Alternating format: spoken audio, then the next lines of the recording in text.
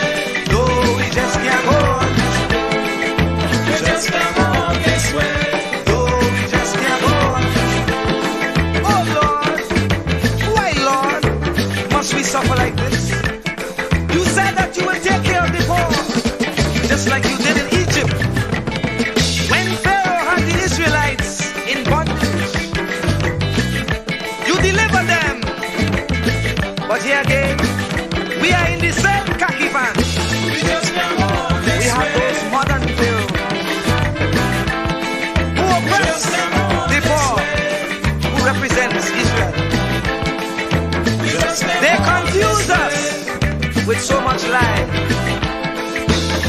come on this way. Not even thinking that we would realize.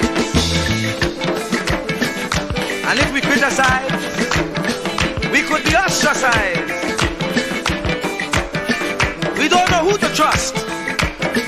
That's why I say, Lord, please listen to this prayer that comes from before.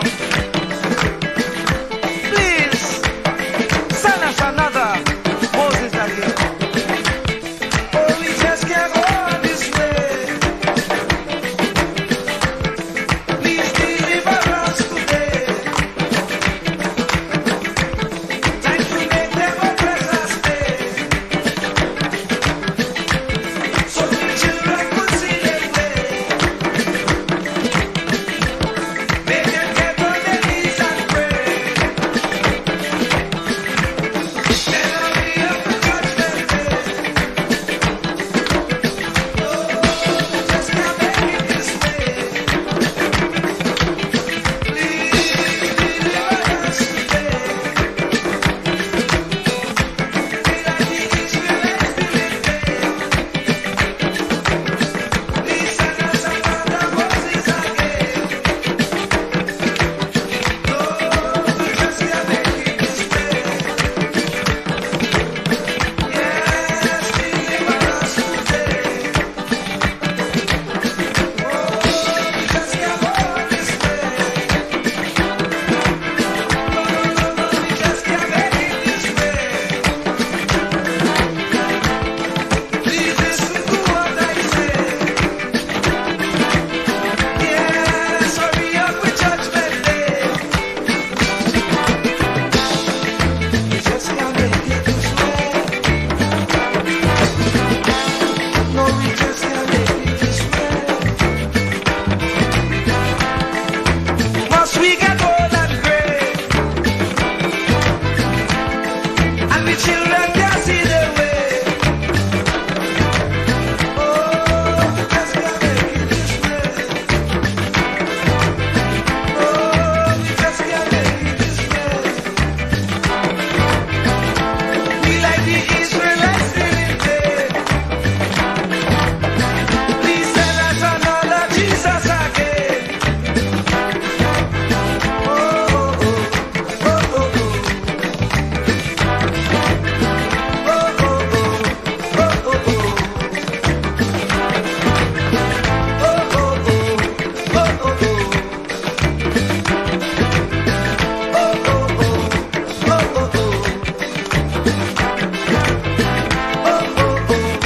oh, oh.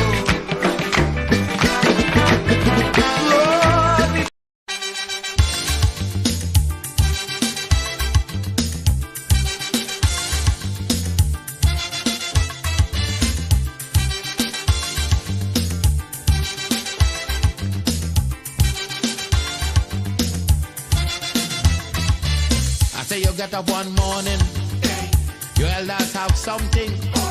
You don't know how they get it, but you want to use it. But if you ask them old people to get the things what they went through, ask them this any day, and your parents sure to say, black man have to keep on jamming, for black man to get a little something. Make up your mind, brother, that you're able to get a pulley and jam with the devil. Why? Black man have to keep on jamming, for black man to get a little something. Make up your mind, brother, that you're ready to swim offshore and hold your boat steady. Black man have to keep on jamming, for black man to get a little something. So when you're here, you get a little something. With that dragon eye, you keep watching, because I don't tell you already. Black man do get nothing easy.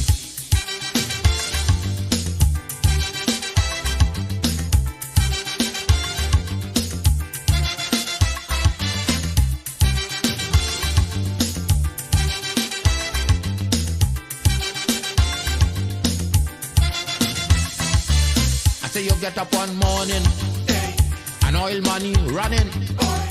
How it come you don't know, so that it care how the thing go. But if they read about Uriah, they wanna find out the pressure.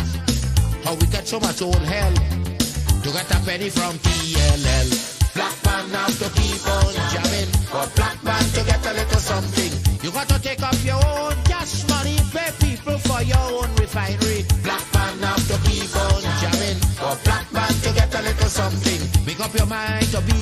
magician to make money out of scrap iron. Black man have to keep on jamming for black man to get a little something. So when you hear you get a little something, with that eagle eye you keep watching, because I don't tell you already, black man don't get nothing easy.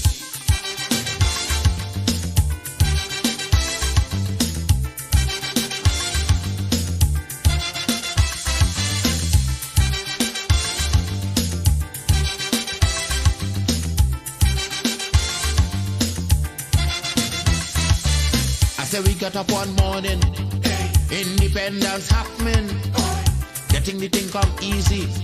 Now they're taking liberty, but if they know about petition, we are to send to England for some woman to tell we in this colony free. Black man have to keep on jamming for black man to get a little something. You got to go to conference in England to get independence in your own land. Black man have to keep on jamming for black man to get a little something. People hold you, humiliate you, turn on and sell you, and then they free you. Black man have to keep on jamming for black man to get a little something. So when you hear you get a little something, with that dragon eye you keep watching, because I don't tell you already, black man don't get nothing easy.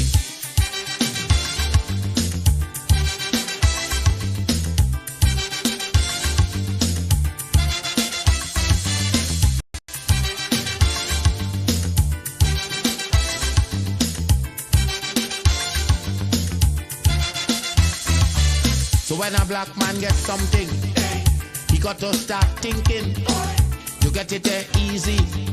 He got to practice economy, from getting licked from the slave master to become the land owner. Brother, it's a terrible journey, back with plenty brutality.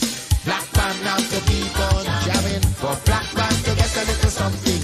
You got to rise up, you got to stand up, pick up your mind, you will always stay on top. Black man have to keep on jamming for black man to get a little something. You got to go to conference in England to get independence in your own land. Black man have to keep on jamming for black man to get a little something. You got to take up your own cash money, pay people for your own refinery. Black man have to keep on jamming for black man to get a little something. Make up your mind to be a magician, to make money out of scrap iron. Black man have to keep on jamming for black man to get a little something. You got to go to conference.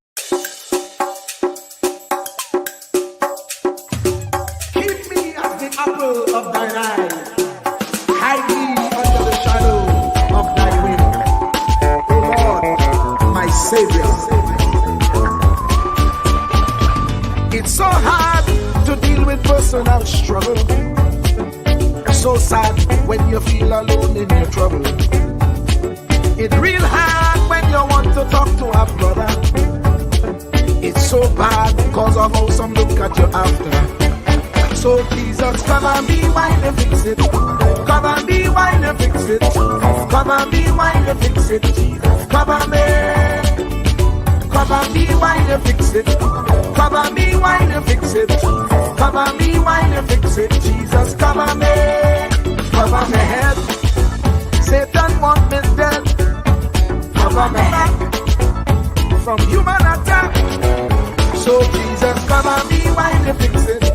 Cover me while you fix it. Jesus, cover me while you fix it. Jesus, cover me. People see you smile, but don't hold the hurt that you're feeling. Even as God's child, at times your heart does be bleeding. Where can you go when you're really looking for healing? Who know how to flow when your soul needs some restoring? So Jesus, cover me while you fix it. Cover me while you fix it. Cover me while you fix it. Jesus, cover me. Cover me while you fix it. Cover me while you fix it. Cover me while you fix it. Jesus, cover me. Cover me home from evils unknown. Cover my feet so I'll never retreat. Oh Lord, cover me while you fix it. Cover me while you fix it. Cover me while you fix it. Jesus, cover me.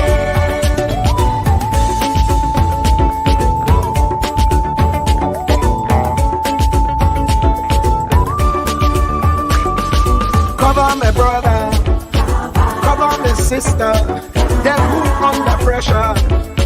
Cover, cover, cover, cover the preacher, every church worker, the young believer. Cover, cover, cover, the worship leader and intercessor, every gospel minister.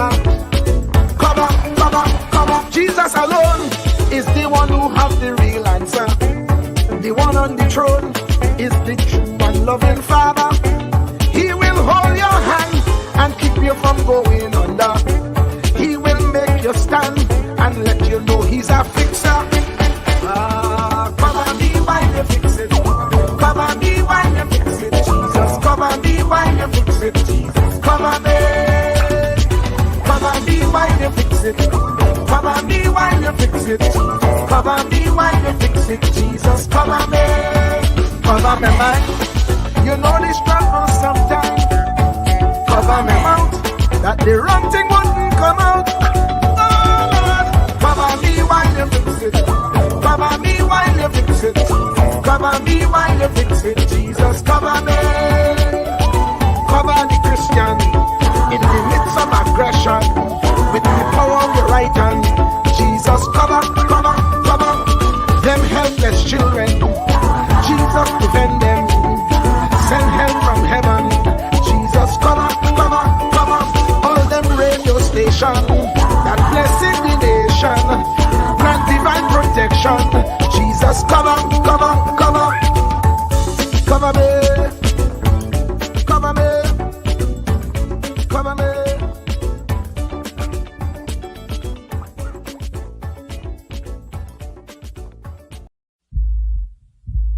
Truer words were never spoken. The less you associate with some people, the more your life will improve.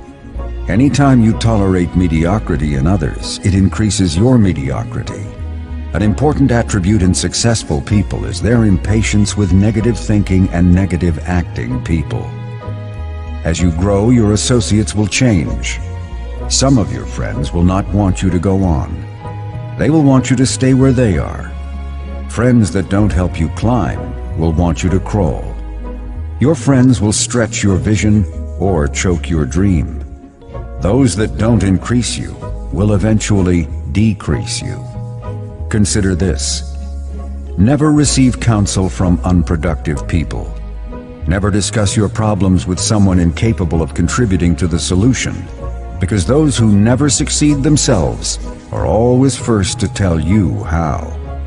Not everyone has a right to speak into your life. You are certain to get the worst of the bargain when you exchange ideas with the wrong person. Don't follow anyone who's not going anywhere. With some people you spend an evening. With others, you invest it. Be careful where you stop to inquire for directions along the road of life. Wise is the person who fortifies his life with the right friendships. If you run with wolves, you will learn how to howl.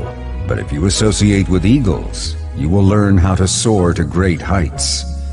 A mirror reflects a man's face, but what he is really like is shown by the kind of friends he chooses. The simple but true fact of life is that you become like those with whom you closely associate, for the good and the bad. Note, be not mistaken. This is applicable to family as well as friends. Yes, do love, appreciate, and be thankful for your family, for they will always be your family, no matter what. Just know that they are human first, and though they are family to you, they may be a friend to someone else and will fit somewhere in the criteria above. In prosperity, our friends know us. In adversity, we know our friends. Never make someone a priority when you are only an option for them. If you are going to achieve excellence in big things, you develop the habit in little matters. Excellence is not an exception. It is a prevailing attitude.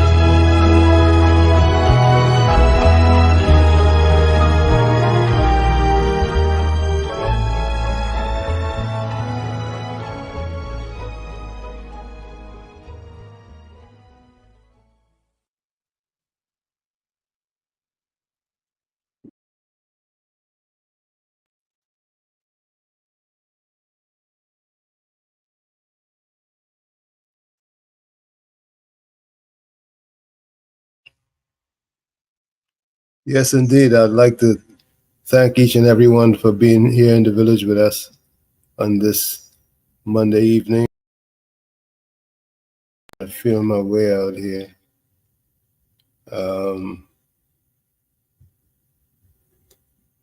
I don't know what I'm doing wrong, but let me see if I can add myself to the screen.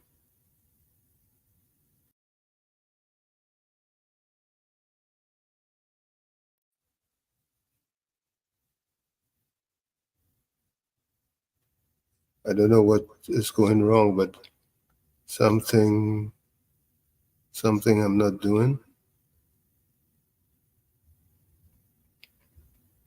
Something I'm not doing. Why you're not seeing me at this time?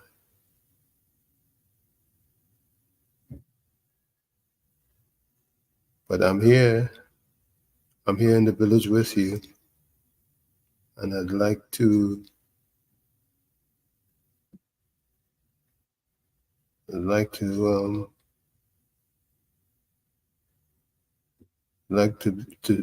see myself. But I want to thank the Most High for allowing me to come into your space this evening.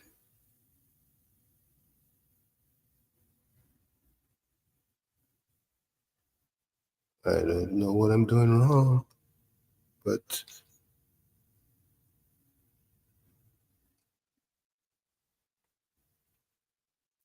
I'm trying.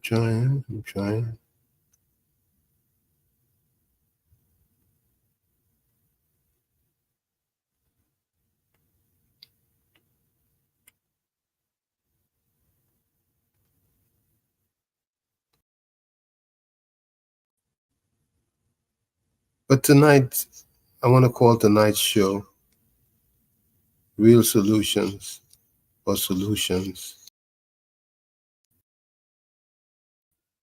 and ask that you call in and let us know what's on your mind and what do you think is a good resolution for it.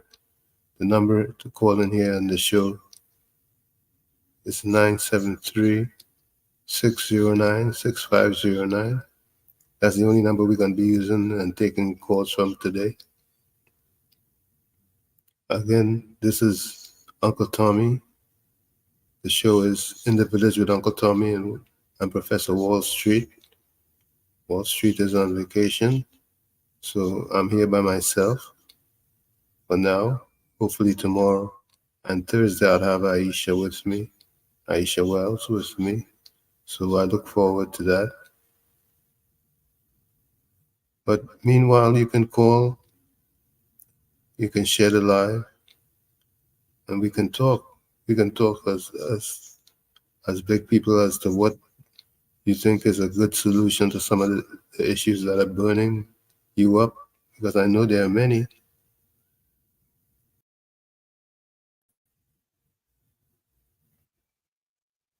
Meanwhile, let me play some music. I'll play this one that I particularly like.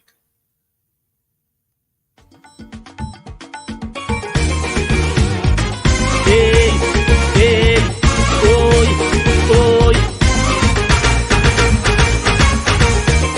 Hey, hey, oi, oi. In Trinidad and Tobago, politics was we and them. That was never meant to be so, according to the anthem.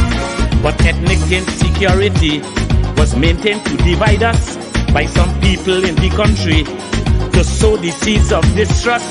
But we have bought a new system within the community. Now what used to be we and them has now become only we. From now on this nation is we.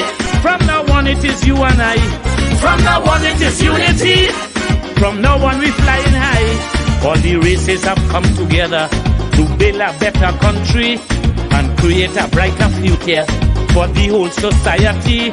The we and them thing is no more, because it is plain to see in this country from shore to shore the community is we.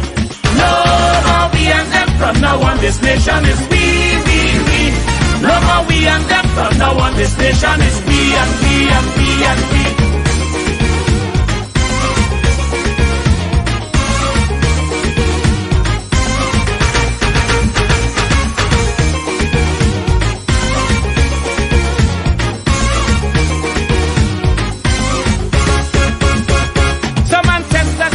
India and some came from Africa. Look today, their descendants are here, coexisting together. There are others who came here too, the Chinese, Syrians and such. Native people are just a few in this land that we love so much. But the politics of the day and the love for a party cause people to begin to say them is them and we is we. From now on, this country is we. From now on, we all shall be one. From now on, that's how it shall be. From now on, all division done. As today united we stand. The people of Trinidad, one country, one nation, one island. Chutney Pan and Calypso, it's Trinidad and Tobago, better known as TNT. And we want the whole world to know we see ourselves as we. No more we and them. From now on, this nation is we. No more we and them. From now on, this nation is we and we and we and we.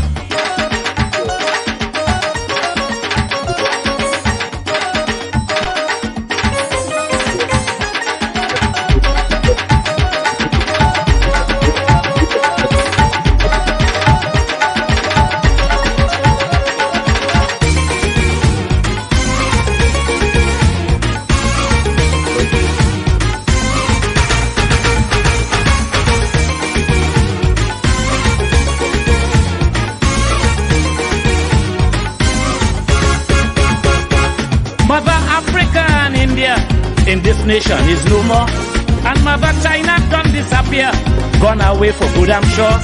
If we want to build a real nation, there can be no we and them. In spite of ethnic persuasion, all should fit in the system. Side by side we stand hand in hand within the society. This here paradise island, because you and I means we. From now on, love and tears we. From now on, race do not matter. From now on, we means unity. From now on, we are together. They cannot divide me again, cause we enter a new era.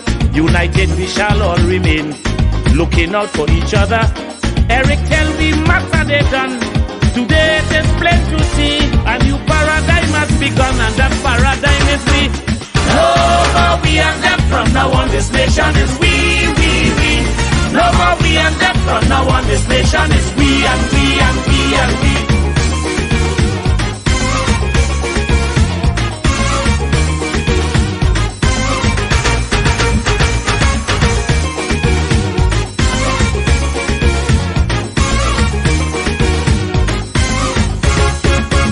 Some politicians have tried their best to keep we subdivided, as their policies would attest. And now we are united, using that old colonial scheme. They sought to divide and rule, because if we are not a team, we are more easy to fool. Look, they had us fighting each other, causing misery and pain. Now all these times are gone forever, before never again. From now on, Trinidad is we. From now on, one philosophy. From now on, Tobago shall be. From now on, standing equally. No more African, no more Indian. We shall all be citizens, forged together to build one nation. Though we are different persons, done away with the we and them. In this land of La Trinity, whenever we sing the anthem, from now on is only we. No more we and them. From now on, this nation is we. No more we and them. From now on, this nation is we and we and we and we. No more we and them. From now.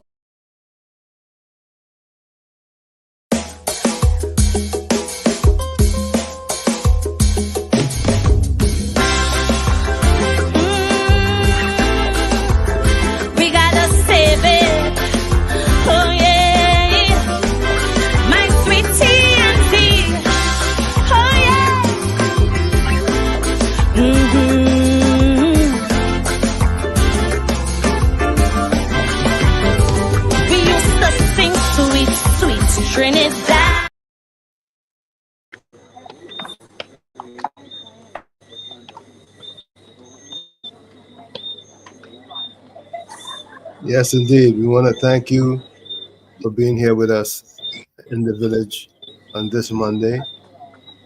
I see Brother Wall Street is Yeah, I'm trying okay. to I'm okay. Thank you. is All coming right. in. But like I said earlier, tonight's show, yeah, okay, here I am, here I am. I want to thank you. I want to thank you for spending the time with us this evening. You could be doing other things. First of all, I want to thank the Most High for allowing me the opportunity to be here with you, and pray that we together can have a very good evening, productive evening, that you would share with me some of your thoughts and some of your solutions. I want to call this evening show Solutions, that you would share some of the solutions that you are thinking for some of the issues that are on your mind and aching and worrying you, whatever it is. You can call in. By the way, share the live, WZYE,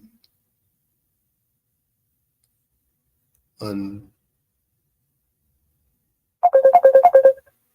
Okay, okay. I see we have a call.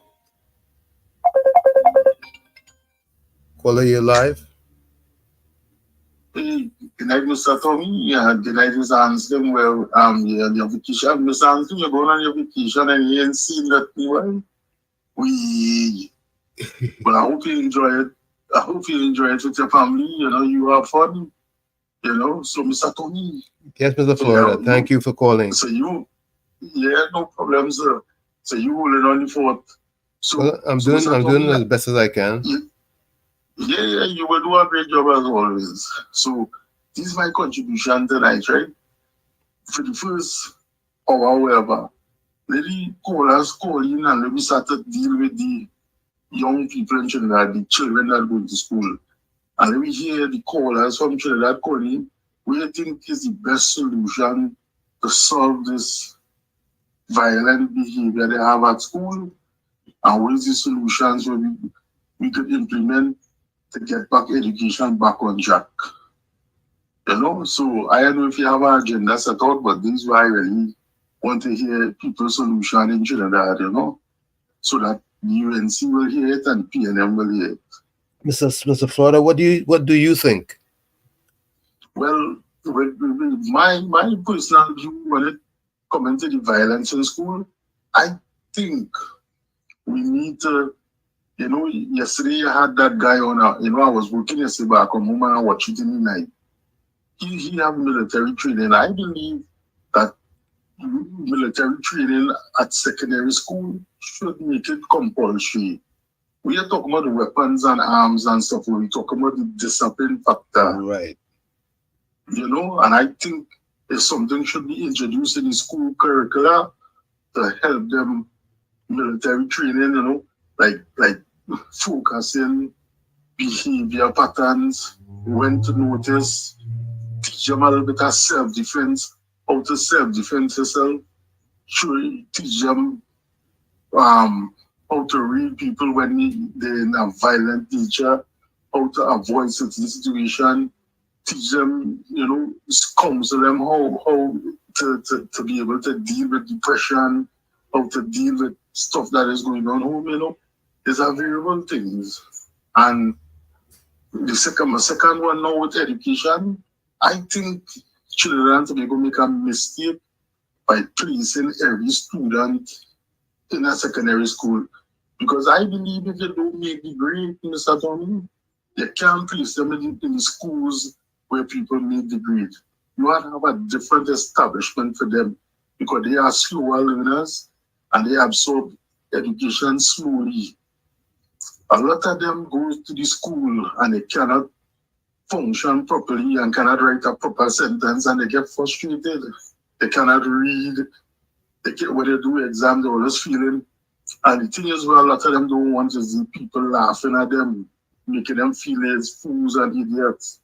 So they rather expose that feeling inside in a violent tendency, create fear among the children, create fear among the teachers so that nobody won't belittle them. So I believe all these students and them who's making under 50%, they need to have an institution to teach them separately, to make them better educated at a slower rate and help them improve the self-esteem and find out who is the problem, why they didn't do good writing exam to enter secondary school. So that is my two, Mr. Tommy. So I look on listening and I want to hear from the other people in Trinidad. I thank you for your contribution, Mr. Florida, and those are valuable contributions. I believe that you made some good points there, because every student doesn't learn at the same pace. It's important that Exactly. that we recognize that some are slower learners and they cannot be held to the same standard and measure as those who are quicker learners. Exactly. And you know, when they get left behind, they use violence and they use bullying as a sense for people not to belittle them or to make fun of them. You know, so as I say, that's the lower the jungle, the bigger he is, it's better he is. Right. All right, Mr. Tommy, look on this then. Mr. Anselm, you enjoy yourself, brother. You and your family. Look on this then. Thank you, Mr. Florida. You're welcome, Mr. Tommy. Okay. Pleasant evening. Yeah, the phone lines are open. And let me look at some of your comments.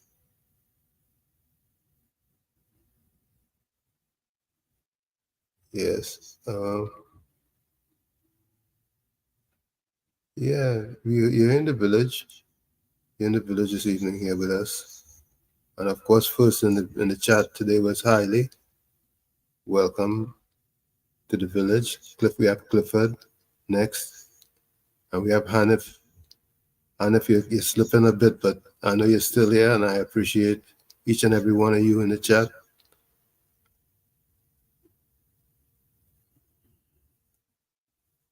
Like I said, the number here is 973-609-6509. This is an open forum where, like I said earlier, we want to Bisnat. Good evening. I hope you're doing all right. I hope you're healing. And Vishram, welcome also.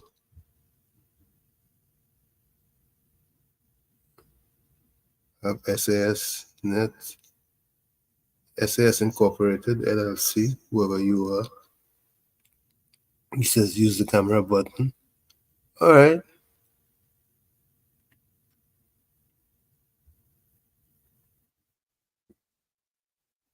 All right. Hanif, Shanika, York, welcome.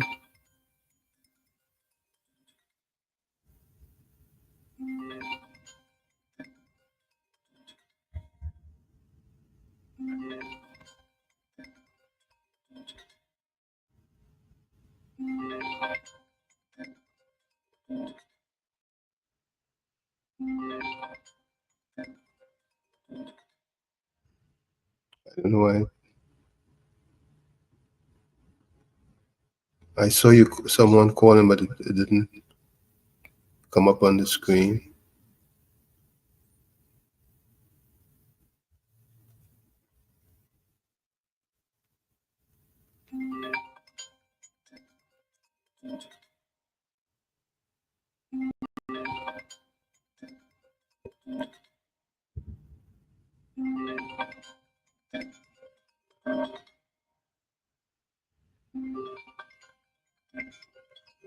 Somebody's from New York that's calling.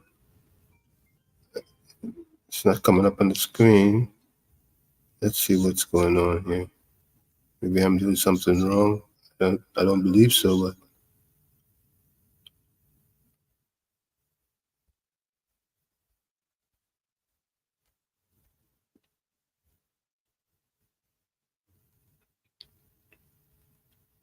call back.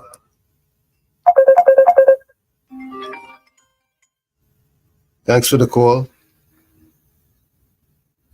You're live on WZYE.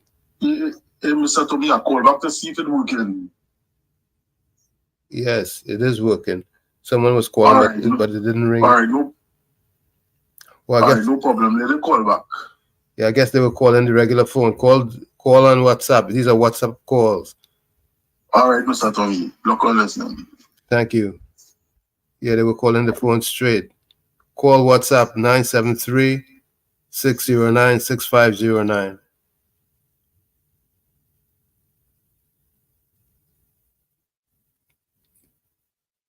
Hey, Patricia. Hi, Shanika. Hi, Patricia.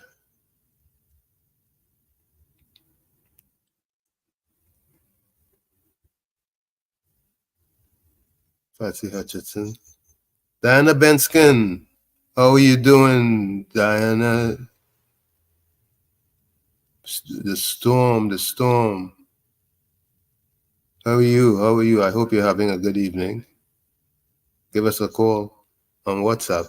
That's 973-609-6509. Let us know what's on your mind. What are some of the things that are irking you, and what do you propose to be a good solution? Mean Jean, welcome. Joan, good evening. You're in Brooklyn. Good night to you. Yeah, but like I was saying earlier,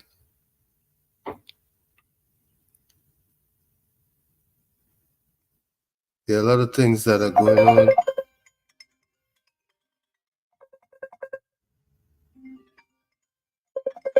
Gorgeous Diana. Diana, good evening. Good evening. Welcome to the village, my dear. What's going on in the village, man? Where the other musketeer? He has taken a long deserved break and Oh, he's taking a long deserved break. he's in need of a break, and he took one, which he is more than deserving of, because he works very hard. Where we going to break? We're breaking Trinidad? No, he ain't breaking in Trinidad. He's breaking in St. Lucie. But here it's not, Tommy. You know the big issue they're talking about bullying, right? Yes. Everybody's bullying. But what do you expect from the children when the leader of the country, he be bullying people? So they only following the leader, right? Well, you're making a good point. He just bully everybody. So, I'm not condoning it because, as I have told my story many times, I was bullied at school, but I handled the bully myself. You understand? And the bullying stopped. And they didn't mess with me no more or anybody they thought that was connected to me. Yeah, I took the bully by the bullhorns. Okay. Yeah. But that doesn't mean that everyone should try to do that, because that's going to escalate. Usually, when you treat violence, there's escalation. So that may not be the best solution. I see someone is calling. What do you mean violence with violence? Somebody picking on you and playing ring around the road and pulling your hair and trying to lift up your clothes and laughing at your shoes and teasing about your accent. So you must go on like that all the time. You mustn't respond to them, right? 704, call back as soon as Diana is done. You can call back. I can only take one call at one time. Right? Yes, but ma'am. What must you do? Allow them to continue treating you badly and bullying you? I had a cousin, he teach me to fight early o'clock, and I dealt with the bullies themselves. Hold on, Diana. One time. Hold on, Diana. Hello? Okay, they hung up. Yeah, are you there? Yeah. He Hold said on, you can Diana. only take one call at a time. Listen up, y'all. Good. So, We see where now use the word alleged, alleged police officers kidnapping you too. It's sad. Very, very sad. So, but we watch this now. Alleged police officers kidnapping you, but they want to harass you for wearing camouflage. That is an archaic law that needs to be dealt with once and for all. I mean, and watch it out. You see, now you know what is slowly unraveling? All the challenges that Gary Griffith had. You see what's going on, eh? Of course. All the challenges he was faced with internally. Yep. Now we see the courts corrupt, the police corrupt. And how you gonna fix the place? How you gonna fix the place? How we gonna fix the place, Tommy? I don't know. Everywhere you go, corrupt. People go onto the station to report, domestic violence. Yeah. This is what I hear. Hold on, Diana. This is what I hear that's happened. Don't come from here. Hold on, Diana. Hello? Hello? Yeah, good evening. But you're not hearing them on air. Yeah. Well, I've overcome it, so you can call me. Well, I'm talking to Diana now. As soon as she's done, you can call right in and give us some of your thoughts. All right? Thank you. I like I hold up your barrage of calls. It's okay, my dear. Everybody. So you go on to report domestic violence. This is what I hear. The perpetrator gonna get a call. Somebody just come to report domestic violence on you. Right? And they go on to split the scene. And what I want to say to these men, alleged perpetrators of domestic violence, relationship don't mean ownership. If you and the woman can't get along, just go all the business now. Go all the business. You want to chop up woman and chop up child and just go separate. Make allowances to take care of your picnic, and you all go about your lives and live your separate life. Why you have to? Why you gotta be killing and chopping and what are we now? What's just going on with them? They're drinking a bad juice down there or something. Well, that has to be dealt with in the right way, and it will be resolved. Yeah, but I ain't see. Oh boy, I don't know. I ain't seen no other. I see the pilots march the other day. I ain't see nobody else march, but they're flying to Florida for party, hurricane party or wherever. But to get up and gather and send a message that we don't like what's going on. I'm not seeing it at all. I'm not seeing it. This weekend it was Miami Carnival. And I heard a lot of people, they have money to fly and go to Miami Carnival, but how many children booklets need filling? You got to remember. There are different levels in the society. There are those who are living below the poverty line, and there are those who are flourishing. Of course, those who are flourishing will splurge. But I have a suggestion, because I begin to look at things and documentaries about Laventille and different areas, right?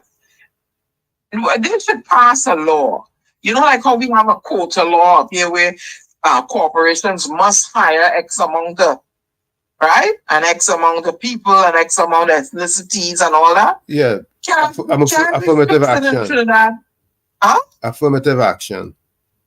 Yeah, affirmative. Can we have our own affirmative action there, and try to ease? Because I know there are a lot of qualified people up in the hills that, you have to have X amount of people, from different areas of the country and stop, discriminating against them because they list their address a certain way, you don't want to get them a job, right? Can we pass on a film and have our own affirmative action? Because if we Absolutely. continue to do it, I fully agree. what's going to happen? Huh? I fully agree with you. That's the solution. Yeah. No matter no matter you live in Laventille, you live in the hotspot area, they'll come from here and pass a law, pass a affirmative action law that yes, you have to have X amount of people employed from a certain, because you can't tell me there are no qualified people up in Laventille to do work and all those hotbed areas. You cannot tell me that they don't have a lot of educated and people with ambition in those areas. Perhaps that will help to make a dent in the unemployment, and not only have them rely on the unemployment relief programs and the CPEPs and stuff. You know what I'm saying? Absolutely. So just a suggestion the Bajan Trini girl making.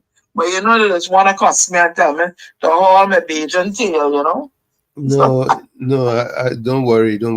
We'll make sure that your Bajan tail is in good shape. All right. Yes, Nadira. Things are good. Stormy is back home. He had an attitude with me today, but who cares? Yeah. So I got my sweet, lovely birth land. And that suggestion that guy made about putting the children who don't do too well. The slower children, treating with that. You're stigmatizing them now, because a lot of them, then he going to the dunk school. You see what can spin out of it, right? You don't want to do that. No, I'm not going there. They say only Dunksy people is going there. No, but see what can come out of it. But slower learners don't mean that you're dunce, because you would be surprised to know that slower learners are more sure learners and more solid learners than some of the quick learners. Some of the quick learners, they learn quick and they forget quick too. Exactly. I'm not saying they're done here, but I'm saying look at a possible outcome. They can be labeled. You see the bullying, right? You're putting them all in one area, you're stigmatizing them. Right? Yeah. I don't believe that. The educators have to affirm their position as being worthy and sensible and competent. The educators have work to do when it comes to that. Exactly. And what you do is, you steer a child to its natural talent. Maybe this child is not mathematically inclined, but they like to create poetry. Right. Maybe maybe they like to draw. Graphic. They might be a fashion designer. So, what they have to do is the overall system. Instead of pushing all those subjects down their throat, have the subjects that they're interested in the curriculum and tested at a level. You understand what I'm saying? Sometimes the stress of the examination affects the child's ability also. Mm-hmm. Right? So instead of, if he likes to draw or she likes to do, you gear subjects toward that so that they become proficient in their drawing, and drawing can lead to, like I say, architectural, fashion, and they're not for lack of a better word, wasting time on a subject that they're not proficient in or they don't care to learn. But let English and maths be in there, as you must have that. But what it is you want to do, you want to place, you like music, musical program. Correct. You know what I mean? Correct. But you're talking to these people and y'all out there, you don't know nothing. And I'm like, okay, I'm a hush my mouth. Right? So I hear you. Thank you for your contribution. It's always a pleasure talking with you. And I look forward to talking with you some more. Yeah, and Slam, don't go and misbehave on your vacation. Okay, that's all I will tell you. He's entitled. Yeah. He's entitled to any type of behavior. I'll go home. Bye. Okay, good day.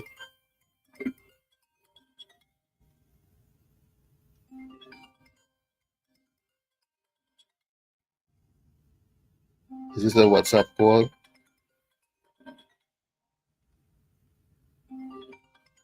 Call back.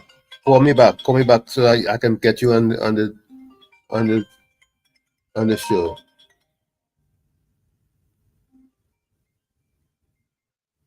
Call me back so you can come. I can get you on the show. Okay. Good night. Who's calling? This is Mr. Daniel. Hey, Hanif. How are you doing, Mr. Intellectual? I'm holding on that English word. Listen, I wanted you to call me so you can come on the show. So hang up and call me back. Call me back so you can be on the show. Which number? The same number, 609. Sure, no problem. All right. All right.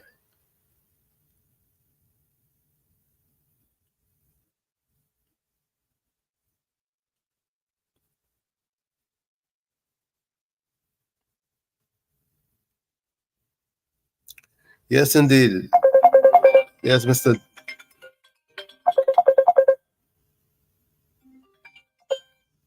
Yes, indeed, Mr. Intellectual. Thank you for calling, and it's a pleasure having you on the show here tonight again. It is nice to be on this afternoon after hearing Sister Benskin and her contribution. Let me start first by saying that the education system needs a total overhaul. Mm-hmm. Our education system has not been designed to facilitate all the people of Trinidad and Tobago. It's a system that is designed to force people into how it is called, linear learning, regurgitating whatever they hear, they see, and they're not being made to be thinkers, they're not being made to be innovators, or anything as such. You know,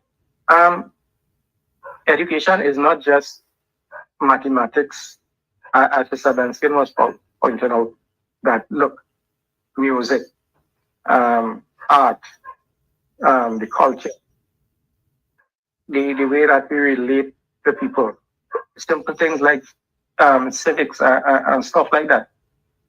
You organize children are meant for learning, so they learn how to take care after themselves. In the place when you're listening to WZYE. They learn how to do projects together. I'm not talking about when you reach secondary school or anything like that. You know, I'm talking about from primary school. If you do encourage children to use their hands and their mind together, they wouldn't make holistic children. They wouldn't have the ability to truly interact. All they would do is regurgitate the things that they learn, and when time to apply it, they have no way of really applying the stuff hold that thought. The application of what they learn. Hold that thought. Let me do the top of the hour, and then you'll continue with your. Sure, no problem. You're listening to WZYE 95.9 FM. You are listening to WZYE 95.9 FM, the most influential name in Caribbean radio in the tri-state area. Broadcasting from East Orange, New Jersey, the most influential name in Caribbean radio, WZYE 95.9 FM. Yeah, go ahead, Hanif. And that's not a problem. Obviously, there was a thing put in place called the continuous assessment, but that had failed. The reason why it failed, there was no way of really implementing that continuous assessment. If you're assessing a child, right, from the age of 5 to 7, you will recognize whether what learning ability, disabilities they have, and what are some of the things that they are akin to. You know, like what are the things that they like. By just observation, you would see where children are most excited, whether if they're on the play field or if they're in the classroom and they have activities going on to assist them. So you in an observation state, so you will be able to assess the children and then you start guiding them into the areas that you know that they are going to be performing well in. And if you use the idea that you want children to turn out for proper jobs in the society, you want them to be doctors, lawyers, accountants, all well and good, but you need plumbers, you need electricians, you need mechanics, you need people with engineering skills. If you expose children early to these kind of scenarios in the classroom, right, you would see where they gravitate into music, stuff like that. You would see, and you will be able to now pinpoint, well, this batch here might do well here, so we're going to push them here, but we're not going to neglect the other stuff like mathematics, English, all those kind of things, which is a necessity. But tell me something, Pro. In your lifespan, yes, have you seen the need for this kind of mathematics that they want to teach the children and them? Is it applicable in all the jobs and them that we have outside it? Absolutely not. Definitely. So we're wasting time forcing them to learn something that is not applicable to the jobs and them that is available to them. No, that is not important, you know. While it's not applicable to all the jobs, it helps with some of your critical thinking too. Definitely. I agree with it. But the thing is, the way that they push it, make you feel that without math is nothing, or without English is nothing. You understand? But the thing is, people, as Sister Benskin was saying, people learn differently. Yes. And some, take for instance me. I learned to read and fully understand, comprehend when I left school, you know. I think I was a person that was real sick in school, and people really didn't know my situation, and I couldn't learn. But after I left school, started reading and stuff like that and things. That's how I learned to read and understand and stuff like that when I entered the workplace. I think when you really think about it, you learn much more when you're done with formal education than in the formal setting, you know. Because the competition and the pressures of the formal setting sometimes stymie your growth or your learning, where you just learn how to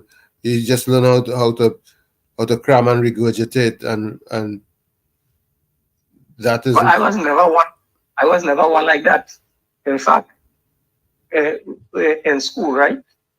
When I entered secondary school, the teachers that had a third time with me, I always had conflict with the teachers and them, in the sense of civics and behavior and stuff like that. People were upset that I was rude. In a sense, I walk in a class, a teacher is chewing gum, and I told him, I said, "What kind of example you setting for us?" He take out the gum and he throw it outside. I take up paper and I drop it in the class. I say, "When you pick up that, you throw outside there. I'll pick up that." He sent me around in the principal office. You understand what I say? Mm-hmm. Claro. So the thing is that authority, if you want to show authority, you have to earn that respect when you're in authority. You don't do things that you don't want the children and them doing. So if you're doing it in front of the children and you tell them don't do that, it's like, do as I say but not as I do. Correct. What sense that making? None. It doesn't make any sense. I had a third time when I went to Malik Senior Computer, because those teachers and them had it tough with me in the sense of classes and stuff like that. And because they knew that I was slow, but I was quick on the draw in the sense that when you say or do something, I would point it out to you. Mm-hmm. Like the first day I went to Malik Senior Com, we had social studies. And the teacher said that, "Oh, we're going to leave the classroom to go across to the demonstration room to do social studies." My hand went up immediately. "Are we going to meet our next class to do the social studies?" He said, "No, we're going to go to the demonstration room." I said, "Could you explain to me why it is we need to lose 15 minutes of class time to leave this place, go stand up across, get in the class and settle down?" And we losing time. And his first question was, what school you come from? Mm. You understand? Mm-hmm. The thing is, we don't understand how children are being treated in the schools, and the subjects and them that are available may not be what the children and them are interested in. They just have to do it because that's what is available. I have experienced that in a lot of schools, and when you talk to the children and them, they will tell you, I really didn't want to do that, but they sent me to do carpentry. Mm-hmm. I heard that. So we're not developing our human potential the way that we want to, and we're losing focus. And then we wonder why is the society today? Because we talk giving you some real bad examples, and everybody tell themselves, well, it's okay, because if he could do it, and this is the place that he could do it, that he doing it, who is me? You understand? True. Leaders have great responsibility, and if they don't allow themselves to truly lead, they're going to lead people down a road that you have no return, You know, the thing is that it's what is so sad about this is that leadership has been an issue, a problematic issue in Trinidad and Tobago from the inception, as far as I could remember. Ever since I knew myself. Yeah, because I passed common just in 1966. Going to school in Point-a-Pierre Government School, living in Marabella, and they sent me all the way to Palo Seco. My mother was, when I'm leaving for school in the morning, my mother crying. She's crying because it's dark. I'm 11 years old, little bit of me, having to travel from Marbella to Palo Seco. My mother cried. My mother said, all she kept saying is that I have to do better. She said, I don't know what Eric is doing and what his people are doing. She said, but I have to do better. I have to get out of this place so I can make a better life for you all, because this is not a good example. This is not good at all. She tried to get a transfer. That was useless. But think about it, our parents recognize the flaws in the system and wanted something better for their children. Most of them weren't able to provide that, A lot of them got out. Yeah, they got out. You know what? What's sad? There'll be a child from Palo Seco who's been sent to San Fernando. Yeah. In the same level of school as that I was going to in Palo Seco, because I went to Palo Seco Government Secondary. Palo Seco Secondary. There was a secondary school in San Fernando that people from those areas were sent to. You telling me that they couldn't make sure that the people from those areas went to Palo Seco Government Secondary and the people from our area went to San Fernando Secondary? Because where I'm living in San Fernando West. They don't understand how to do things in a systematic way that would assist the people and them lives to be easier. The whole purpose is to make life hard. Why? I don't know why people feel. I don't know if it's because of this slave mentality kind of thing that, well, if they suffer me, I have to suffer only because I'm in charge now. And you have to do as I say. Those are the kind of plantocracy ideology that came out from that colonial system, Yeah, sad, but true. The important thing is you have to have a spiritual background. Must have a spiritual background.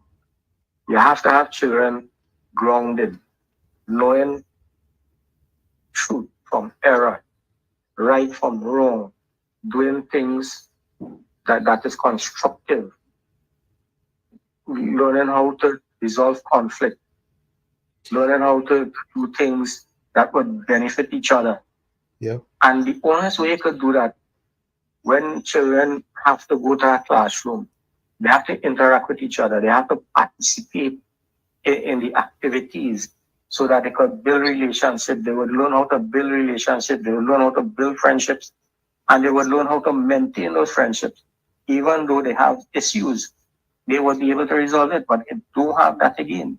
No, but you know what's funny is that the watchwords are very important. Discipline, tolerance, and production. We're not even teaching children how to be tolerant of each other. It don't happen again. It don't happen again. Because if the adults are not tolerant to each other, what do you expect children to be? Exactly. But sometimes I stop and I say, you know, out of every negative, you can derive a positive, because that negative that occurred with me passing common interest, my mother, first of 9 children, by the time she had 8, because she made the 9th one here in the United States. Okay. That negativity that occurred that spurred her desire to travel and make a new life or a better life. There was a lot of positivity that came out of it. Even though in our golden years, most of us who came to the U.S. want to resettle back in Trinidad and Tobago. But making it very difficult. Yep, it's very uncomfortable. But some of us are Even still living here has become very, very difficult, you know. Sometimes we still try to find a way to make it happen, though, because the weather, if it's one thing, the weather is still beautiful. What God has given us as a land is still beautiful. The blessings that the Lord blessed this land with can change. It's just the people who have occupation of the land now and who rule in leadership. I'm not just talking about government. Leadership. I'm talking about general leadership. Pundit, the imam. Yes, leadership. These people and them are not standing up and calling sin by its name and telling the authorities that, listen, what you're doing is wrong. They're afraid to do that. Yep. I am silent. I am silent on a regular basis when I hear have issues with church and stuff like that and thing, you know, because they don't like people to oppose them, challenging authority. Yep. But that is me. Yep. People don't like people who challenge authority and ask questions and who call them out and point out shortfalls. Mm-hmm. Yeah, but again, if the population come to that understanding that, listen, we don't owe these people nothing, they owe us everything because we put them there to do a job. And if they're not doing the job, then you should go. Right, let someone else do it who is capable and competent. Let somebody else do it. Yeah. I was before I go, let me just share this with you. I was listening to a piece of the financial situation with the parliament this morning. The budget. Yeah, the budget, the analysis. When they were doing these analysis of the where the money going and all this kind of thing. Can't remember the name right now. But a question was asked, and they say you can ask that question. You cannot ask a question. You can ask that question. It is pertinent to the subject, but you can't ask the question. What was the question? You remember what the question was? I turned off one time. I leave that day. I forget about that. Because if the chairperson will tell you that, oh, you can ask that question, and you represented on behalf of the people to ask question, then what sense we listening to that for? True. I'm not going to get no information. Sad. These are the kind of things that I just wonder. Because you hold a position, you tell yourself that the people don't need to know. Really sad. Very, very sad. Disappointing. Nobody wants to be, everybody wants position, they want authority, but nobody wants to be accountable. But who's holding their feet to the fire? Nobody. Well, that if nobody is holding their feet to the fire, then nothing should get done. Fourth estate in this country has failed miserably. I keep saying that. I keep saying the Fourth Estate is to be blamed. The Fourth Estate is miserably failing and continues to fail. They are in the hands of the politician. You mean the pockets, not the hands, in their pockets? You mean in their pockets or their hands? Which one? Both. All right. They are becoming rich. Those conglomerates and them are becoming rich because of the government, the kind of money that they are making with advertisement and supporting the government in their escapades, making them millionaires, and probably billionaires. And who's working for the people? Who's working for John Public? Don't have nobody. In my book, they don't have nobody. Even if the opposition decides to open their mouth, they are silent. The Fourth Estate don't do the work. Nobody do no kind of... Or are they convenient in their workings? Well, conveniently, yeah. But anyway, you take it. It's just that they are progressing in a kind of way that would lean towards their pocket being filled. Full stop. And most people in this country tell themselves, well, there is the way to go. Once again, our bread, they don't care about nobody else. They don't care who's suffering. Their plate full. Sad state. But every day the bucket goes into the well, one day the bottom has to drop out. Oh yeah. They're gonna wear out some time or the other. But my hope is that they're going to somehow revamp the education system.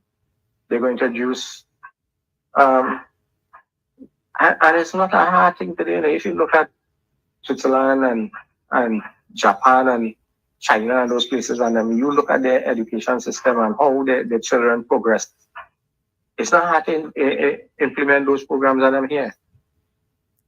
Yeah, but who has the will? Who has the will to do it? You can get people from across there to come across and help orchestrate those programs on them, but nobody wants. You see, Uncle T, here is it. It's difficult for the political parties in this country to have people who think. Because people who think are going to raise up and they are going to oppose it and they're going to try to dethrone you. That is their philosophy. So keep them in ignorance. Make them want you and nobody else.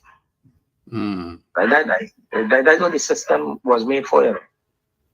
To keep the masses in ignorance so that they could control the masses, create the plantocracy, and use them as slaves, abuse them when they want, how they want, and throw a little corn here and there, and they're happy. You know? Yep. It's sad. We're in a sad state, and I don't know when our people, I thought after the Black Power movement that we was going to have a vibrant people-centered. Hold on. Let me just politics. Hold on for a second. Caller. Good evening, caller. Yes, indeed. As soon as Hanif hangs up, you'll be able to get in. All right, let somebody come in. Okay. All right. Yeah, call back in 1 minute. Yeah, Uncle T. Let me just leave you with this. Our people need to get up. They need to re-educate their minds, and they need to recognize that they need to be free. That freedom comes with a serious consciousness, who they are, what they desire in this life, and how they are going to get it. True. Politicians, pastors, priests, nobody can do that for you. You have to have a connection with God yourself so that he could direct you wherever you need to go, so that you will fulfill his mandate. Have a blessed night, everybody. Sorry for being so long. Thank you, and I appreciate you. Stay with us. No problem. Have a blessed evening. Blessed evening to you too. Thanks. Yeah, you can call now, KFC. Yeah, but for the most part, I know people and many of you have ideas as to how you can fix and how we can fix the land, fix all our islands. Don't be hesitant to call in and let us know. As we always say, we give everybody a fair chance to express themselves right here on WZYE. We don't discriminate. We don't censor. We don't do anything to make anybody uncomfortable. We are fair, and this is a free forum.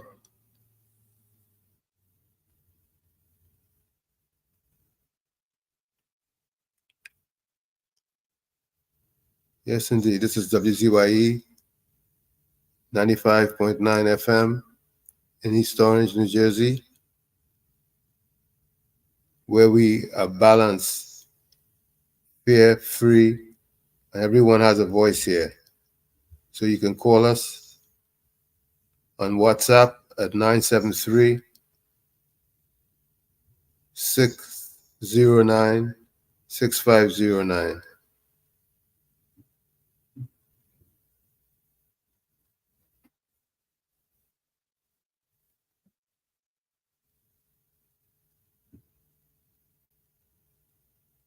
Yep. Meanwhile, I'll play some music while I wait the next call.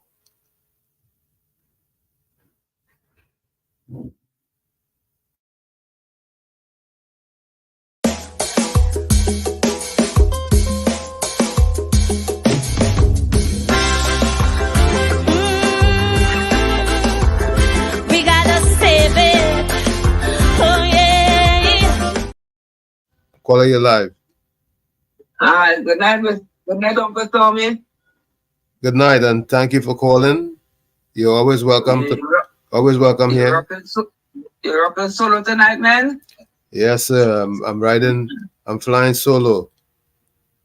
And this is KFC calling here, man. KFC, it's a pleasure to hear your voice again. Let us know what's on your mind today. I hear you have a big guest please there on the program. Yeah, yes. We're gonna have a big guest tomorrow and Thursday, hopefully. All right. Who's that big guest? Surprise, Aisha Welch? Yeah, that's the queen of talk. All right, I know studying on my damn alarm so that I know calling your partner in crime and it comes to the number on the screen they say. So I know put it I'll be attaching. So I'll touch you back. I love listening. Thanks for the call. Yeah, man. It's a pleasure.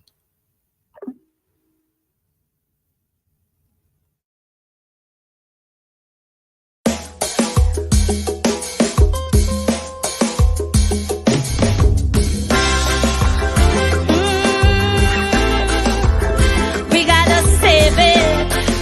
Oh yeah. My sweet TNT. Oh yeah.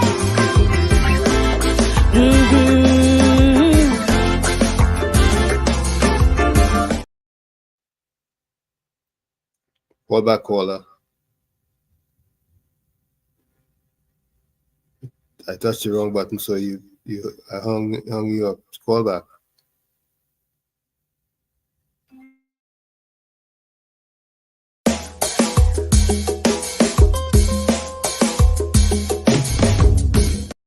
Hello? Caller, you're live. Yes, Uncle Tommy. Good night. This is New York calling again. Yes, New York. You hear me pretty well here? I'm hearing you very good. Very good. Come through. All right, so this is better from the last time when we got cut out. Let me do one thing, please, because I want to turn down my computer. Yes, please. Thank you. Yeah, I don't want to have reverberation. So Thank you. I heard your about what is on my mind, and I wanted to kind of continue where I had left off the last time. Hold on, let me just, because I heard myself. Let me close that computer. So I want to, I'm hoping, because I think having been a teacher for 5 years in Trinidad before I came to the US and I got into the world of finance, I think education is important. And one of the things I want to impart as a concerned Trinidadian and Tobagonian, because I have Trinidadian blood running in me from both sides of my family. Great. Is to educate people with what this government is doing with the assets. And I think I had started off last week. And I just want to touch on the sale or the impending sale of the Petrotrin Guaracara refinery. And I just want to retouch before this issue with blocking out. I view it as a blocking out of the Paria company under the auspices of the OWTU. And I think I was telling you and Uncle Tommy and Professor Wall Street and the rest of the listeners that when you look at, and I hope you could just give me a few minutes just to explain what is going on, because this is very important. Of course, take your time. It's not something I wish I could rush through, but I have to take it back. So now, the parliamentary budget debate is going on. And our country, Trinidad and Tobago, is at a critical crossroads. Why? Let me give you some statistics. And I want people who just willingly vote for either side to follow the policies and the issues which will affect this country going forward. Now, the Trinidad and Tobago budget is 59.57 billion, somewhere like that. That's our expenditure. Our budget revenue is 54 billion. So there's a 5.57 billion deficit. However, that $5.57 billion is actually either 6.5 or 7.5 billion. And I don't know if Mr. Imbert, as the Minister of Finance, was able to reconcile that. Now, in addition to that 5 billion, which Mr. Manning on a radio talk show last week, Brian Manning, said that they have to go to the international capital markets. Now, I'm going to segue into the why the Truer words were never spoken. The less the right hands. Now, Trinidad and Tobago, over the last 10 years, has run up $119 billion under this PNM Rowley-led administration, both local and international debt. Our foreign reserves, that is how much, exclude the Heritage and Stabilization Fund, is roughly $5.5 billion US dollars. Uncle Tommy and Professor Wall Street and everyone, over the last 10 years, that has declined from 11.5 billion to 5.5 billion. Now, last week, Mr. Roger Hossain, who's a prominent economist at the University of the West Indies, pointed out that Trinidad and Tobago's debt to reserve ratio, in other words, international debt denominated in US currency, 10 years ago, the ratio was roughly for every one, it was 5 to 1. So in other words, we had enough reserves in a 5 to 1 ratio or 4 to 1 ratio, because it was 11.5 billion, 12 billion, and it was around $3 or $4 billion, somewhere in that vicinity. What was our international debt? However, now our reserves are 5.5 billion, and our international debt obligations is 5.5 billion. So it's about 100%, 1-to-1. That means we have serious issues in earning and diversifying our economy to earn forex, and we are devoting more money to pay our debt obligations both locally as well as abroad. Now here's the kicker.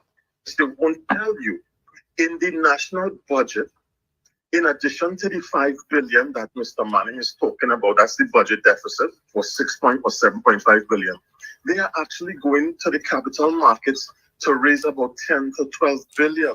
Wow. Because the total aggregate debt of all the government services, all the government agencies is 140 billion.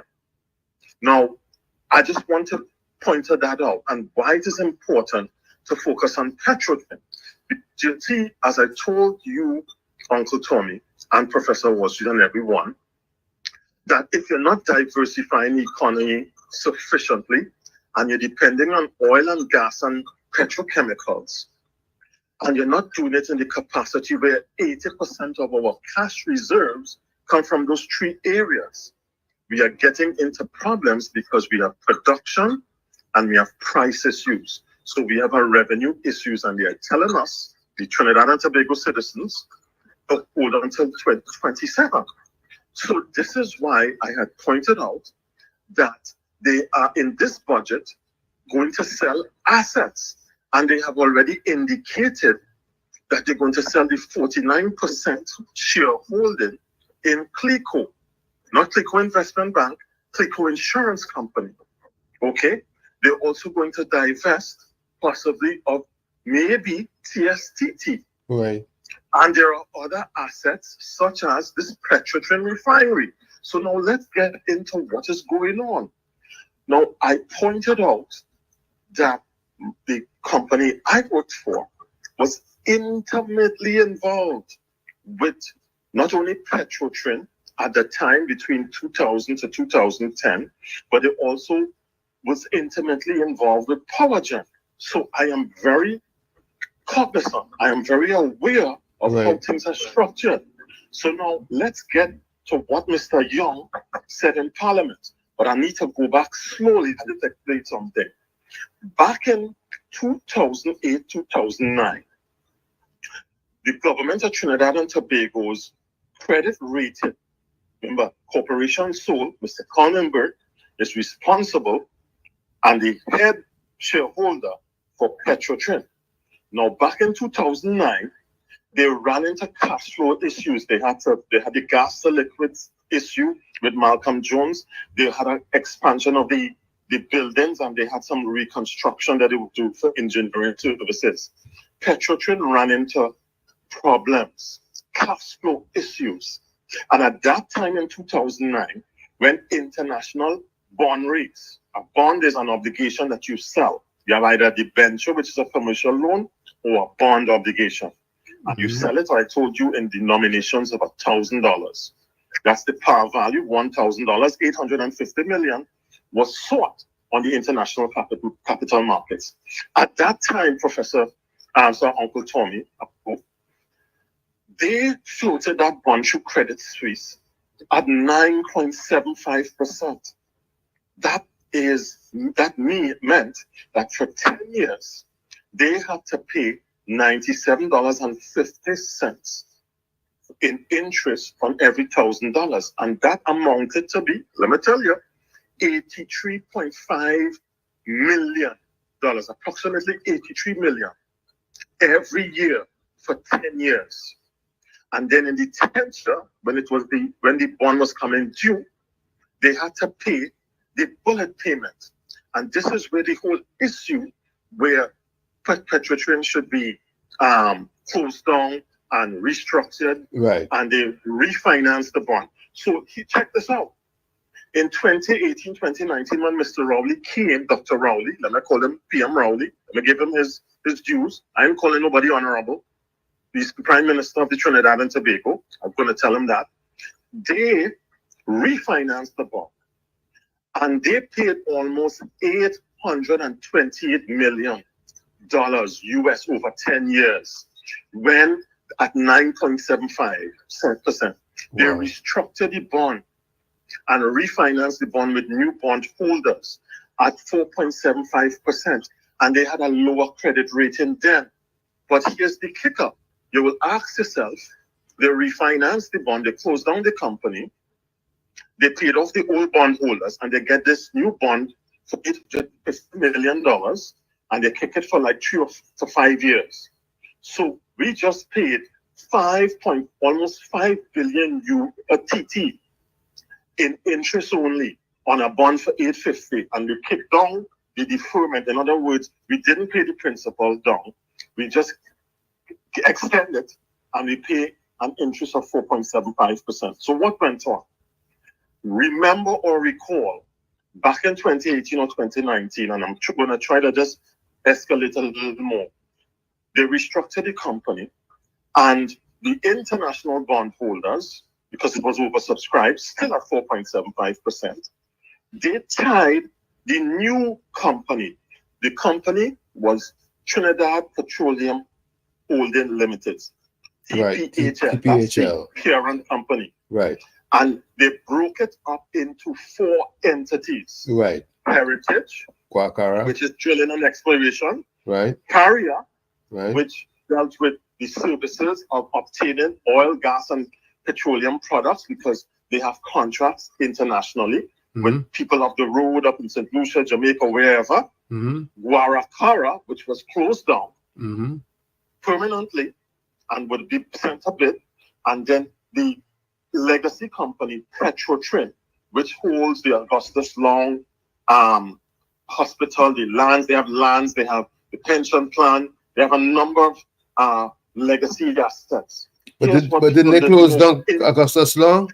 Didn't they close down Augustus Long? I am not sure, but I know Augustus Long. You have the Guaracara Park, you have the Wild Trout for all those legacy assets, all those real estate, which are worth billions of TT, was placed under Petrotrin, and people could check this. Now, here's the thing: I'm not sure about the Augustus Long Hospital being closed down, because I think it was used partially for COVID when they had issues, but I don't know if it's still open. Somebody probably who works at Petrotrin could probably chime in with this. But here's the kicker: when Mr. Imbert and Mr. Rowley and the cabinet of the Rowley administration sent the Guaracara refinery assets, that's the refinery, out of bid, they came back with Patriotic Technologies, a company under the remit of the OWTU, headed by Mr. Anselm Roger. Right. Now, I'm going through this because I think it's important where I'm going, and I'm going to just, again, kick it a little further. Now, remember, I told you 750 million was the offer from Citibank.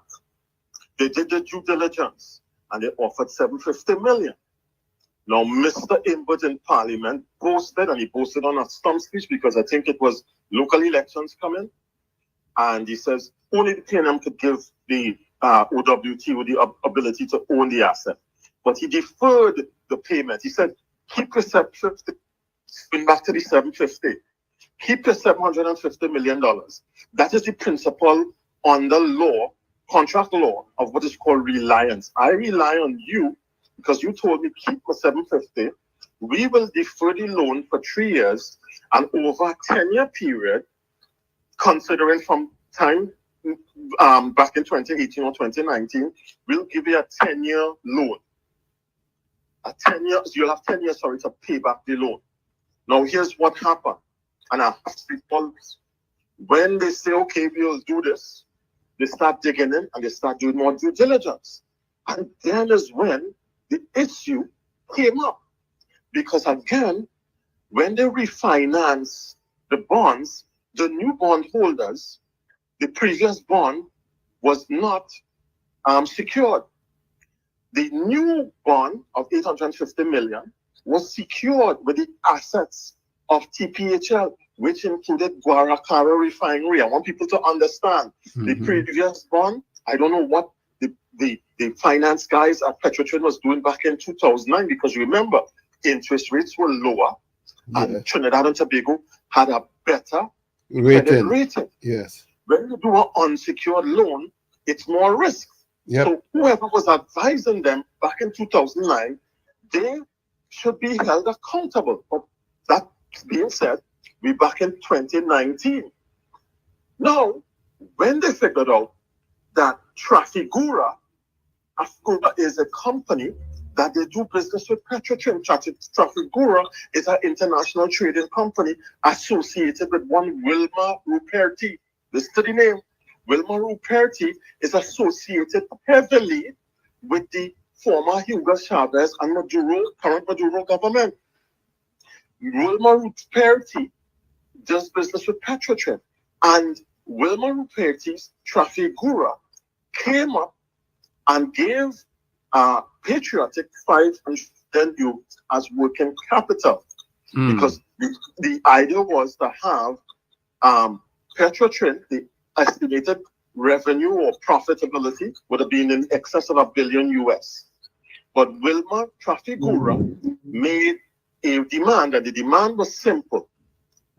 If we give Patriotic the $500 million, what will happen is we want, in the event of any collapse or any issue, we want to have what is called first refusal. When you're doing any bond issue, any international bond issue, and I'm going to come to the 1.5 billion soon, you have to do what is called a term sheet, because the term sheet gives you all the covenants, and a covenant basically is all the terms and the conditions of the bond issuers. They need X amount of money. This has to be repaid. Who was first lien? Who was second lien? Who was third lien? What are the financial ratios? Meaning you must have a certain amount of cash. All these things are outlined. Now, the bondholders had a lien. So they said to, most likely, to Mr. Rowley and Mr. Imbert and Mr. Khan, who is deceased, you can't transfer that asset to Patriotic unless you pay off approximately 500 million US. We're not going to give you that release. And that is when the issue came up. And we went back and forth. They had to go to Credit Suisse. After a second time, Credit Suisse came up and said, okay, we'll give you 500 million. Citibank left. So that issue of reliance there, because Patriotic relied on the insistence of the minister to hold your money, and Citibank walk away. Enter Credit Suisse, they give 500 million, and they say, let's do a deferred tax asset or tax liability. And I don't want to go into that right now, but simply what they were saying is, we'll give the government of Trinidad and Tobago $500 million US. However, in turn, we want you to give us deferred tax credits of 125 million US over 4 years. And why is that? It's simply what is called a swap, but what it allows for Citibank to take the 125 million and sell it as tax credits to companies down the road. Now, what does that do? And I will just explain it. If I have $1 today, I could invest that $1 today, invest it in the refinery, and if I have to pay that $1 back in tax credits, it may be used 8, 9, 10 years down the road. It will not be used immediately by by Credit Suisse. Call Imbert and Franklin Khan and whoever was advising them. I don't know if it was Mr. Vishnu Danpol, who's the ambassador to the UK. Didn't understand the difference between what is called a deferred tax asset or deferred tax liability. What I would have done is, it was basically a swap, but it would have set the company going. They would have been able to get the $500 million, possibly from Trafigura, with no problem. They would have been earning money, US currency, adding to the reserves, diversifying just not into oil, but refining, which was what we were doing. We would have had just called the multiplier effect, employing services, all these things, restaurants, you name it. And they would have been paying salaries, national insurance, and taxes. So the government would not be losing. But the deal fell through because, unfortunately, Carl Nimbert and Keith Rowley and company didn't use a proper investment bank to explain how that worked, and the deal fell through. So now, let's cut forward now. So that's almost 7 years after the assets have been mothballed. We don't know if it has been fully protected. It probably has been depreciated. And now they have this new issue, which I'm talking about. And lo and behold, we heard they're using Scotia US as the investment bank, so they probably listened. We get Mr. Dan Paul back from London to come in as an advisor to oversee the deal. And then you hear that you have three companies. Owando, which Professor Wall Street, again, talked about where there's controversy. Right. You heard about Inca LC and somebody else. And you also heard about Jindal. Jindal, who is supposed to invest in the, what was that? The Trinidad Cricket Academy. Right? Yes. We don't know if it's going through because they say Jindal get vexed. And he said when they started to expose that he has issues in India and he changed parties, okay, he went into the process and Jindal is associated with the Maduro government. You can go and check it. Now hear the deal. We learned that 3 companies in Parliament, this is last week, Mr. Stuart Young, who is a lawyer, who is not a financial analyst, neither Carl Nimbert, neither Keith Rowley, is saying that Petrotrin's Patriotic is excluded because they gave them a fraudulent beneficiary letter for $1.5 billion US. Now, this is where I have concerns about. Mr. Stuart Young, who is a lawyer, say that under the cover of parliamentary coverage, parliamentary protection. But what he didn't tell you, Trinidad and Tobago citizens, that the deal was what is called a non-binding RFP. And I just want to go through the conditions. If you could just bear with me, because I need to just go into, hold on a second, because I want to just go into what a non-binding agreement is. What are the things that go through? So here's the deal. They're saying they pass it on to the police. But the fact is, I say this, why would any investment bank or any hedge fund or any personal investor, either here in the United States or in Europe, give Uncle Tommy $1.5 billion to Patriotic for an asset that is worth $500 million 6 years ago? Makes no sense. That's question number one. That is red flag number one. Makes no red flag sense. Number two, it's a non-binding. So the definition is when you're doing a non-binding, what is called a request for proposal. They said there's a clear and standard due diligence. I just want to read something. Pre-disbursement due diligence, non-binding preliminary offer. You have to do an initial assessment. You have to do a review, investor profile, project feasibility, business plan. You need financial statements and analysis for 3 to 5 years. Creditworthiness check. Evaluate the investor's credit history. You have to do regulatory compliance. Verify. This is important. So this is non-binding. That means a company disbursed $1.5 billion in a local bank, and Patriotic, is giving a fraudulent letter to the investment committee at Petrotrin. Here's what it says. You have to do regulatory compliance, verified compliance with anti-money laundering, AML. Every year, as a financial professional, I have to do those training. KYC, you have to know your customer. Project appraisal, assess project's technical, economic, and environmental viability. Risk assessment, identify potential risks.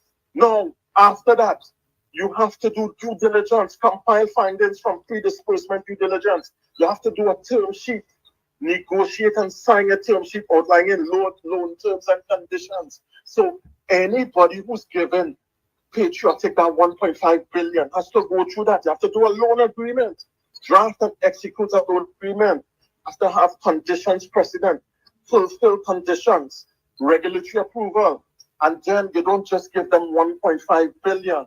You have to do disbursement tranches, divide disbursement into tranches tied to project milestones. When I worked at a big institution in Trinidad, there's something called GPFF, Government Project Finance. And you don't just give all the money wash. It's like when you're building a house, Uncle Tommy. Yep. The bank says, bring your pre-completion certificate on different aspects. You put on the base of the house, they disperse the money to you. Right. You put on the decking, they give you this. This is the same thing. Yep. So here's what I'm just saying. Standard disbursement documentation, you have a loan agreement, promissory notes, security agreements, insurance policies, because you have to have that insurance in that 1.5 billion.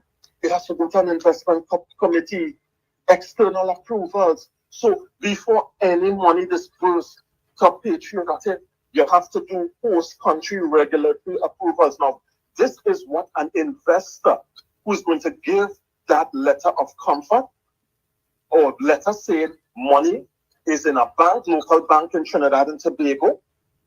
This is what they have to do before they disburse 1 penny to patriotic. Okay? Host-country regulatory approvals, export credit agency approval if applicable, other relevant regulatory approvals. Now, here is the kicker. These are international guidelines. And I know what I'm saying because I did this for more than decades. So for Stuart Young to come and say that they are going to exclude patriotic based on a letter saying that they have 1.5 billion and none of these steps on a non-binding proposal leaves people to wonder. It ain't maxing. The math ain't maxing. This is World Bank operational manual. This comes from the International Finance Corporation guidelines. This comes from the European Bank for Reconstruction and Development. This comes from the Asian Development Bank. These are all the procedures that they follow before anybody is going to disburse money to patriotic. So what is the point here? And let me just close with this.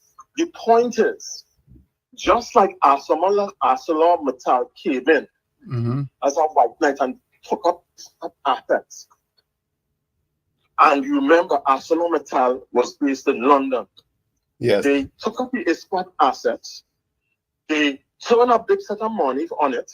They do what is called leverage finance, meaning the assets of ISPAT or ISPAT, Trinidad and Tobago, they were able to go onto the international markets and use that and securitize that as debt financing to obtain assets in Europe. And ArcelorMittal is one of the biggest international iron and steel producers in the world.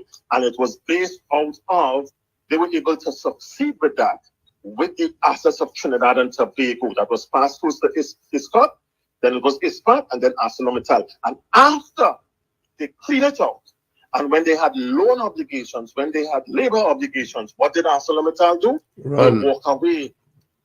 And I, here in New York, who have family and in Trinidad and Tobago, and who pay taxes in Trinidad and Tobago, cannot allow Mr. Young and Mr. Rowley and company to part with the assets unless a proper process is done. And I think it is questionable that people should hammer to have the best possible option. And the best possible option, if it is possible, is for patriotic to get an opportunity, to invest in this asset, because it would serve Trinidad and Tobago's best interest, first and foremost, to have it in the hands of the union, because they have vested interest. They've worked in the union. They know the assets. They have the manpower. They will add value, and you will not have the issue of ArcelorMittal or any private company that could come in Trinidad and Tobago, or Wando, or WZYE, or wherever the consortium is, with some low friends and family, I don't know. I'm not making no casting no aspersions, but it's smelling fishy to me. Mr. Young knew what he was doing when he made that assertion, which has no binding in Trinidad and Tobago law. None, because it's non-binding. And I will leave you with that. The fact is, people have to wake up. We need to protect our assets because we are the owners. They are the fiduciary. A fiduciary is a financial agent who's to seek best interest of the tax holders of Trinidad and Tobago. That is me, you, Uncle Tommy, Mr. Manning, Mr. Imbert, Mr. whoever, Mr. Vishnu Dan Paul, Ms. Kamala Labisasa. We all own the assets. And we have to recognize at this point that this government's assets are not the assets of the Rowley administration. It is the assets of Trinidad and Tobago. And we do not want to have this gone like a fire sale. And I'm afraid that that is what is going to happen if this issue is not ventilated. So I will close with that.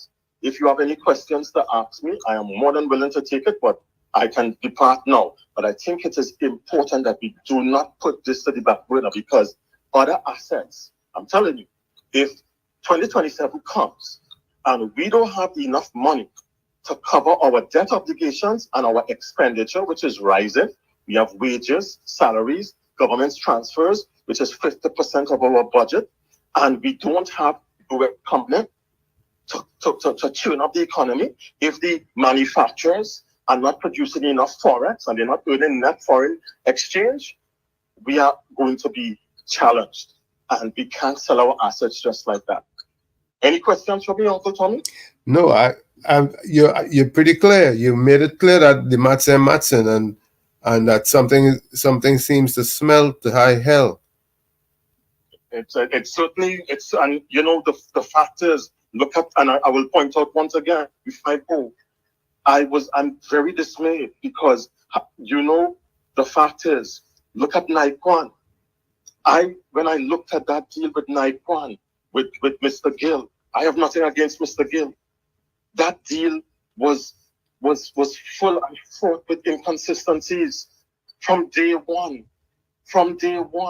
And look at where it is. The gas and liquids under the auspices, under the remit of Malcolm Jones, that created the cash flow issues that we had to pay $50 million in 2009 at 9.75, and then another 750 at about 5 or 6.75%, that put us in this position. And we cannot just allow these guys to be talking because it's not their assets. They are fiduciaries. They are not the owners. They have a moral obligation and responsibility to execute the best possible deal. If it is that it falls into Owando, if Owando doesn't check out, then so be it. For Owando check out. If it's Inca, but give Patriotic a real chance. Don't come with this pocus 1.5 billion and you're passing it when none of these things that I just highlighted could have ever be done. You can't. How are you gonna constitute fraud? How are you gonna be civilly exposed when there's no consideration passing it? Just non-binding. What fraud was committed? All of these issues will arise in a court of law or arbitration.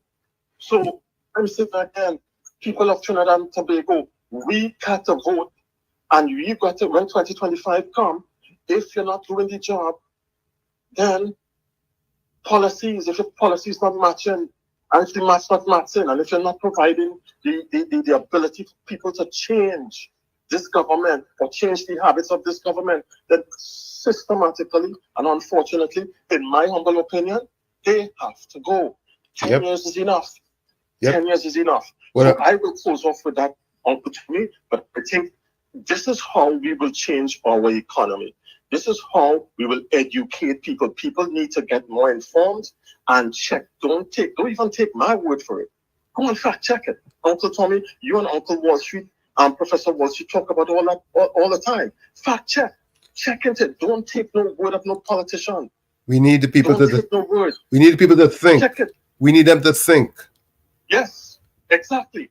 All right, the top of the hour. And you. Yes. And everybody. Thank you, and a pleasant night, and thanks for your contribution.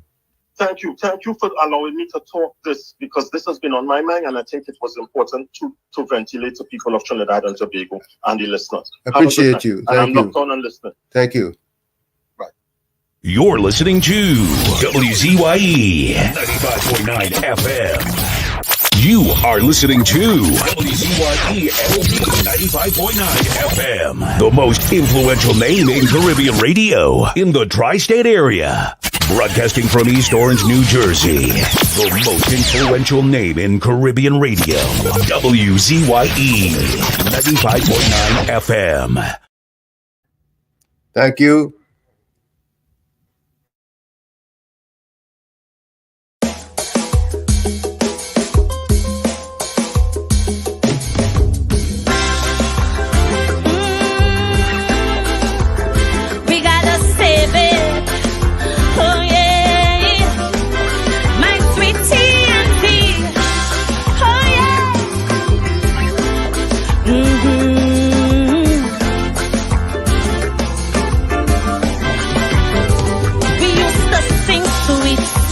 Trinidad, to leave here, boy, you must be mad.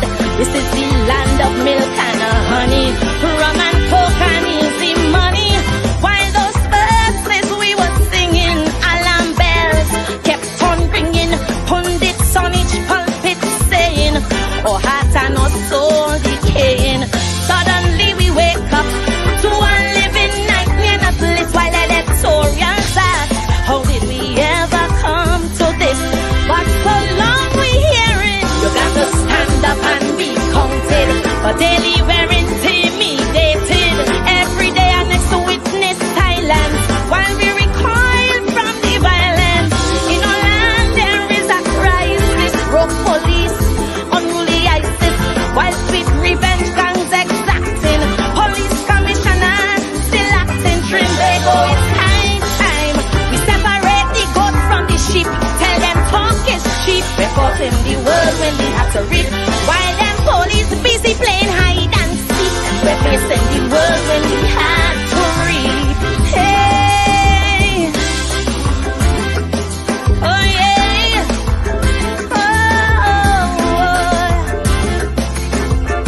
Save our land, Trinidad and Tobago. Oh yeah.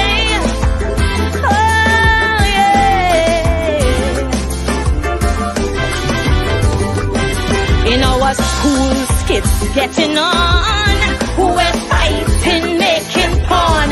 Our school girls, you won't believe, live MMA, they're pulling weave.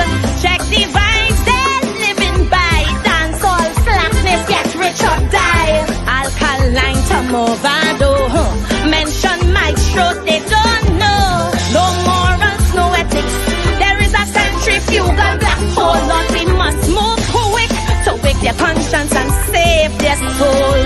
So long we've been hearing evil triumphs when good men do nothing. No triggers pump while words be frotting, and while church attendance real low. Protest back plus them casino, while black market prices haggling. Through our ports, big guns they smuggling. Spanish women are hot like their music. Saucy salsa, human traffic, Trinidad. We can't wait. The devil making hay while we sleep. Tell them talk is cheap. We're caught in the world when we have to reap. While we look on them as more mothers who weep. We're facing the world when we had to reap. Oh yeah. Oh no. Oh yeah. Oh.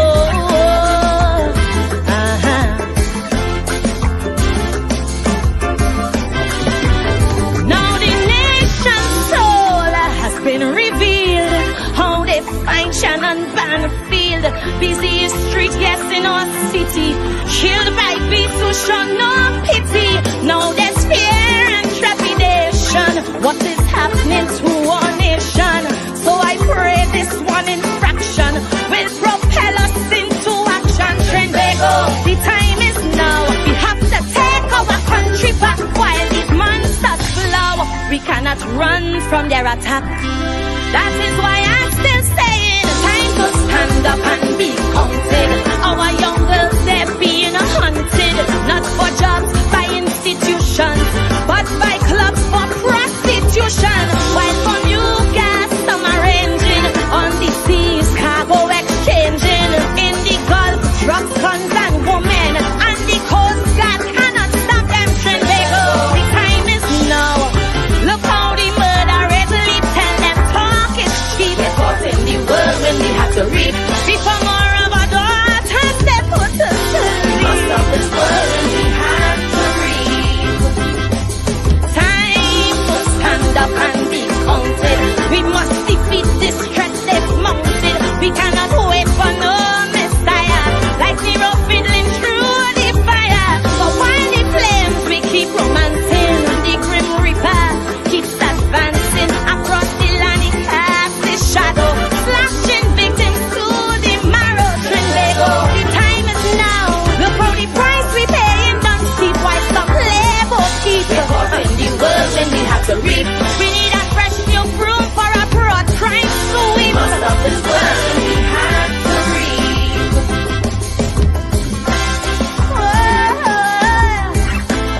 Save our land, Trinidad and Tobago. Yeah. Oh yeah.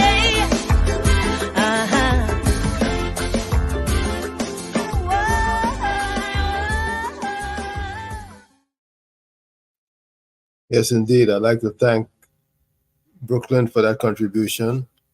And he gave us a lot to think about and chew on. And I really appreciate the work that he is doing because he means business. Remember, we are on X, we are on YouTube, and we are on Facebook. This is WZYE 95.9 FM out of East Orange, New Jersey, where you have a voice, especially tonight. You get an opportunity to talk about the things that are bugging you and some of the solutions that you may present to resolve some of the issues that you think are very important. Remember, we can be reached here at 973-609-6509. That's a WhatsApp call. I will go to the chat and see who's saying what. Meanwhile,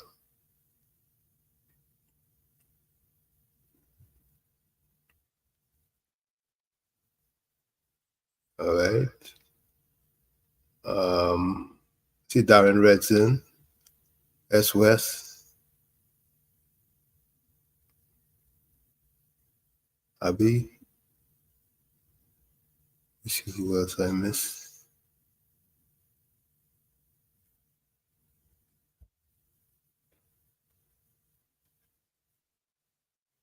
The lines are open. Anybody want to call in and make a contribution, you're free to do so.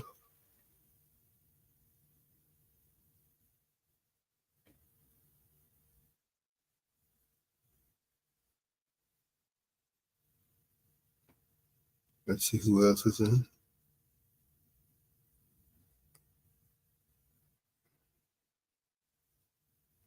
Let's see who else is in here. Caribbean Soul, welcome to the village.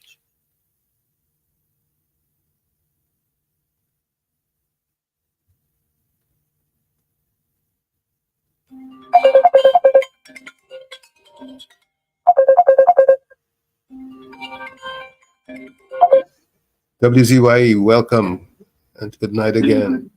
Good night again, Mr. Tommy. Yes, sir. Hey guys, come on now, call in and really help us at Tommy. You know, you're doing a good job, you know. We help you out a little bit now. Call in, man. Let me hear all them callers. Caribbean Soul, call in. Well, S. call in. Well, they're probably thinking about what their presentation is going to be. I have to give them time. I'm very patient. I'm a very patient person, as you would realize. I give them time to think because sometimes to think about what worries you and what a solution is or what you would do to resolve it, it takes a minute sometimes. So take your time and get it right. You know, no worries. Yeah, but so far you're doing a fantastic job, Mr. Tommy. Why, thank you. I want to be the devil advocate right now, right? Yes, sir. So we're going to see. So PNM bring property tax, and all the PNM sycophants say they will pay it, right? Mm-hmm. So let's say if UNC say they was bringing the property tax, would all the UNC supporters pay the property tax with no hesitation? That is a question. Yeah, me going, maybe. Yeah, so, you know, every party had their supporters, and anything that they do, they will support them, right? Yes. So there is a question, a little food for people to think about. You know, I would like to hear what the people from Trinidad say about that. I just playing devil advocate. Look on listening. Okay, thanks for your contribution again. All right, Mr. Tommy. All righty. Well, you hear what Mr. Florida had to say. What's your thought?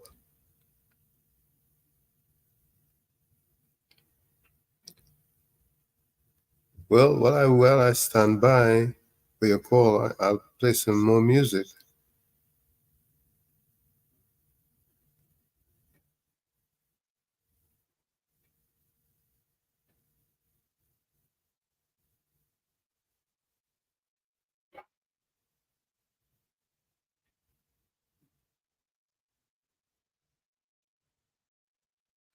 Let's see. Let's see what we have here in our archive that will be good to listen to. This one is one that we play regularly.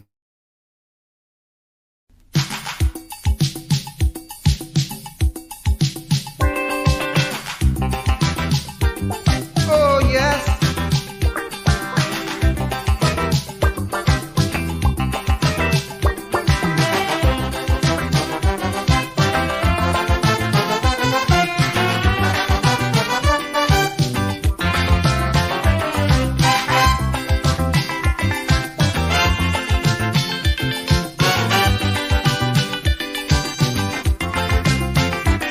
Somebody help. Come and put a hand. Come and wipe away the blight and see what the plight that befall the man of this land. What's going on here? I would like to know why the whole world is in a turmoil. So it look as if we fire God from the job and give the work to the Beelzebub. Man, the devil have a hand in running the land. The devil have a hand in running the land. If you don't have to never like I understand. The devil have a hand in running the land. The devil have a hand in running the land. The devil have a hand in running the land. If you don't never like I understand. Like if Satan in control of running the land. Hey man. Oh man.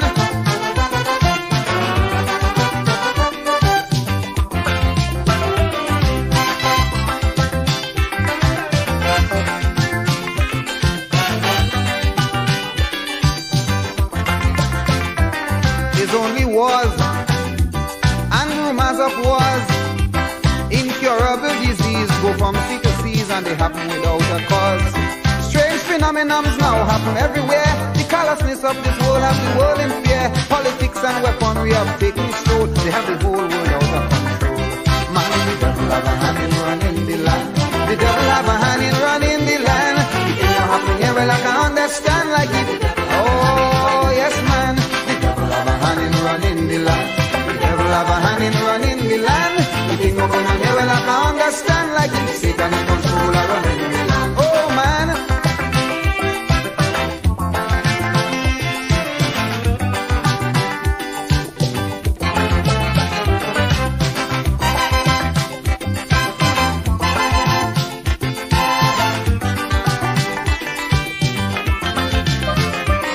To get at ease, we turn to religion.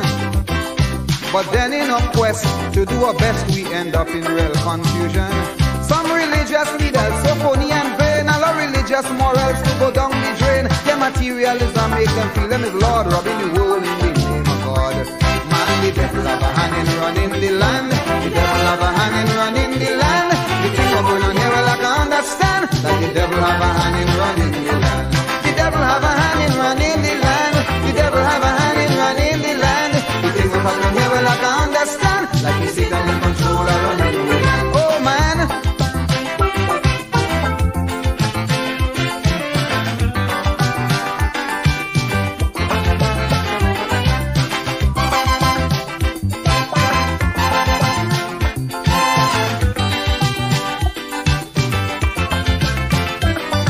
Take control.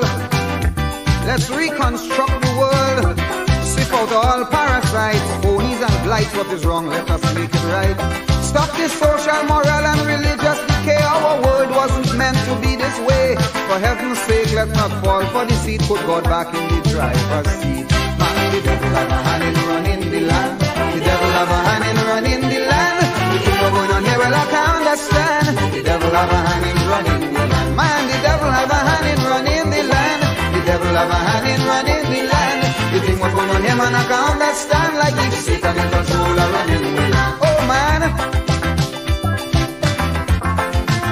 Oh man.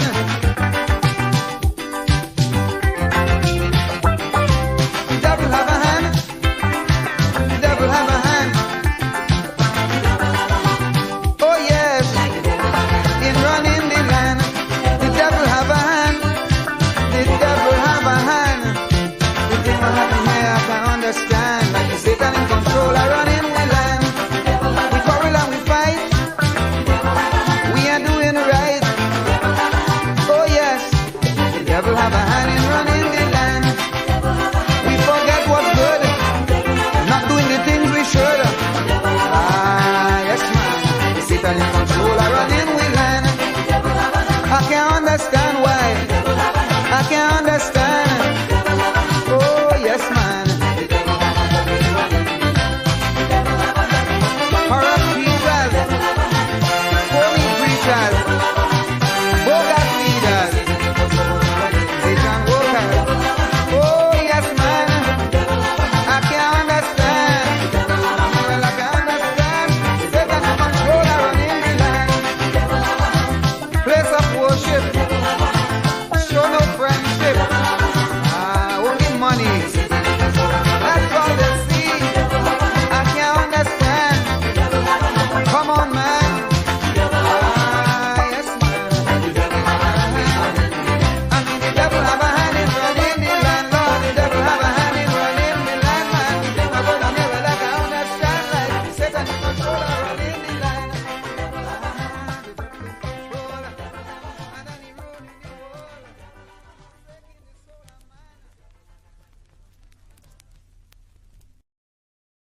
Yes, indeed. I want to thank all the contributors thus far. I want you to know that you can call in and contribute at 973-609-6509. That's a WhatsApp number. And I look forward to hearing from you. What's bugging you? What's on your mind? And what are some of the solutions or resolutions that you are proposing for what's worrying you at this time? I want to especially thank Mr. Florida. I want to thank Mr. Brooklyn. I want to thank Mr. Intellectual and all the others who have been contributed thus far. Ms. Benskin, Diana, I want to thank you and look forward to hearing from you some more and from hearing from some others. Where is Gordon Maloney? Where is Gordon Maloney tonight? Nothing's worrying you at this time?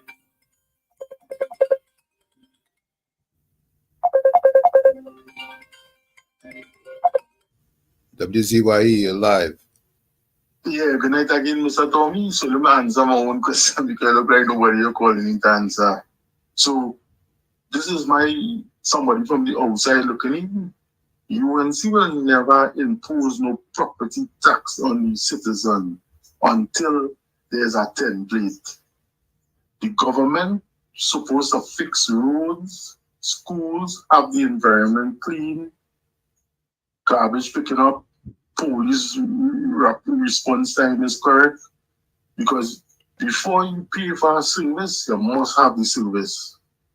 You would not go into a store to buy a TV and pay for a TV which is not there. Then that means you're just giving the people them the money.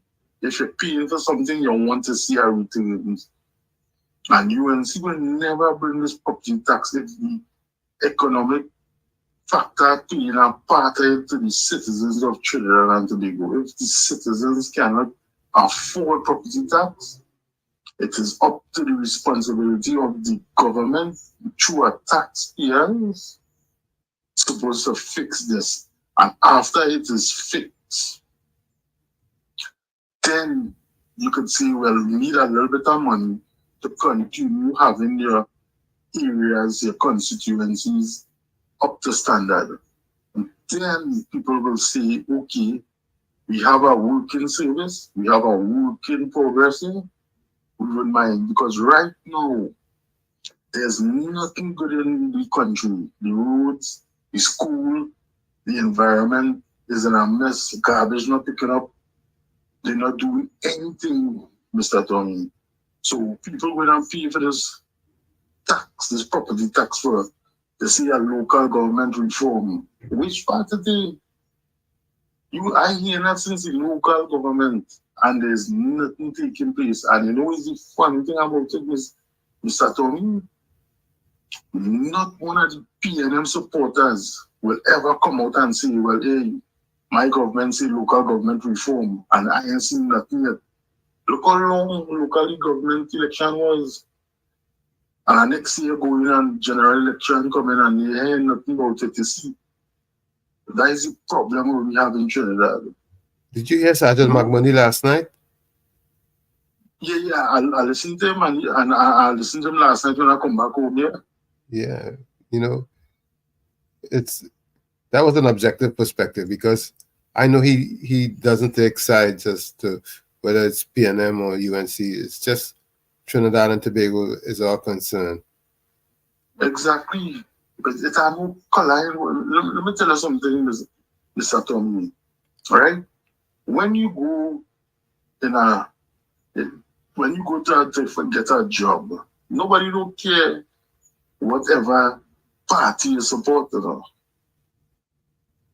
I'm talking about a legit job with no nepotism, no friends and family. I'm talking about you had a higher credentials. They don't care where your political party is, and they just want to know your qualifications. Well, we wanna think. I always say Singapore is a good example, and we want to think that we follow that model, which I don't think we do, because their motto is pragmatism,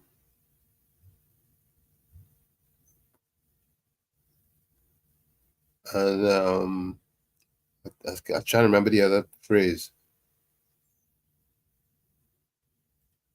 I have to think about it, but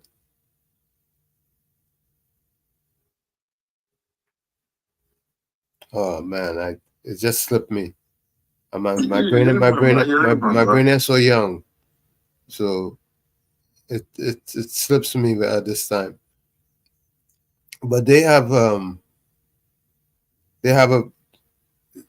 something in place that makes good sense, which would mean that it don't matter what political affiliation you have, that you have to be suited for the position, and you have to be one who thinks about the nation and thinks outside the box, so to speak.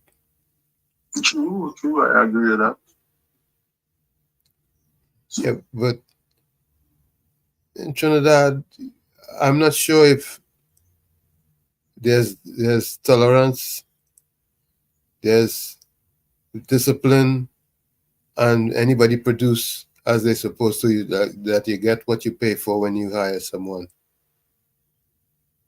Because I've had first-hand experience And I know what I saw for those years that I ran a company in Trinidad. But then again, I realized that the labor laws creates that environment where productivity suffers.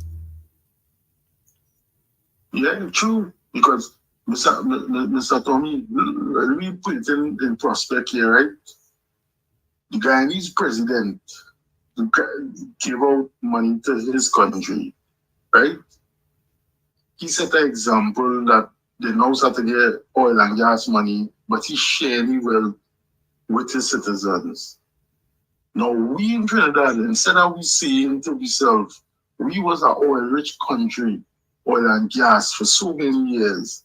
We want to take a step back and say to ourselves, but how come this man knows how to do with oil and he giving his citizen money and we not getting our money? You know, we start to do?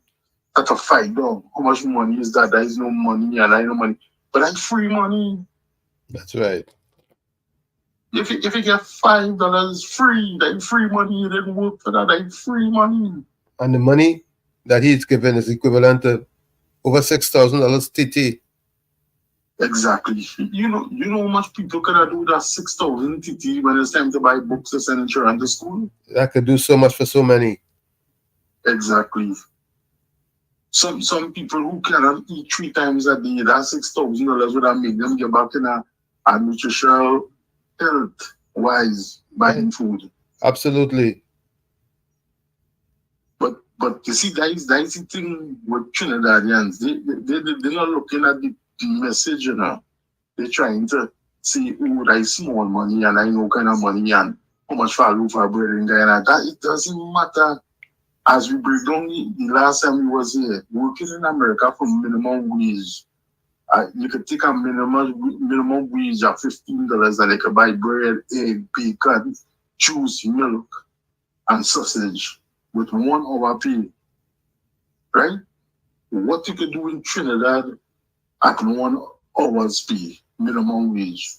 And you see, that is the thing, Mr. Tommy. We won't look at Guyana as a template to say this is what we want and this is what we need and this is what we're supposed to have. You see, when people in society are accustomed with trinkets and their self-esteem is low about the quality of life, not because you can put a little food on the table, that don't mean that is life, you know. There's more to life than just that, you know. So true. You see, when you could be able to get up, take your children, go to the mall, take your children, go anywhere and be safe. You don't have to worry about crime. Quality of life. You could go to bed. Quality of life, exactly. You could go to bed at night and sleep easy. You don't have to be up all the time. You don't have to make your house into a jail cell now with bulletproof and cameras and all that. And you're living your life under siege. So, you see, instead of we look at Guyana as a template and say, this is what we want and start to demand that from the government, no. Stop thinking about party. It's about your future generations where you want for your children. So, Mr. Tommy, let me get somebody else to call him. You're doing a great job, as I say, and I'll look on listening. I thank you. Thank you so much. You're welcome. And a pleasant night.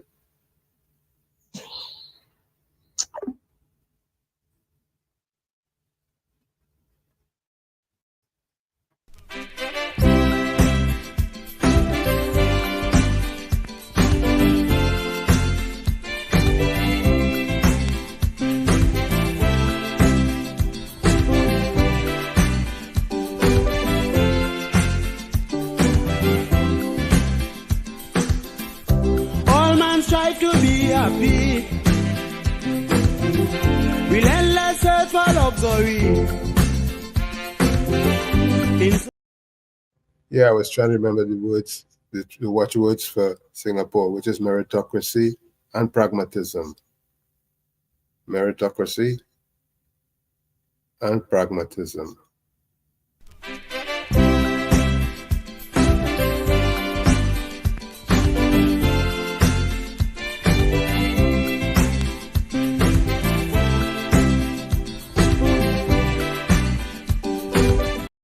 again, Uncle T. Yes, sir, Mr. Intellectual. I said, let me come in again and kind of occupy this space for a little bit. I agree with is Mr. Florida, right? Yes. Yeah, I agree with some of his thoughts. But where UNC is concerned, I guess if they lie to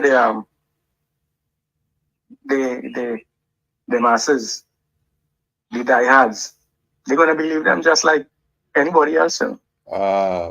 This is our problem is societal. It's not. Yes, it is. It's not political. It's societal. It's societal. But it's very unlikely that the UNC is going to go back on the road.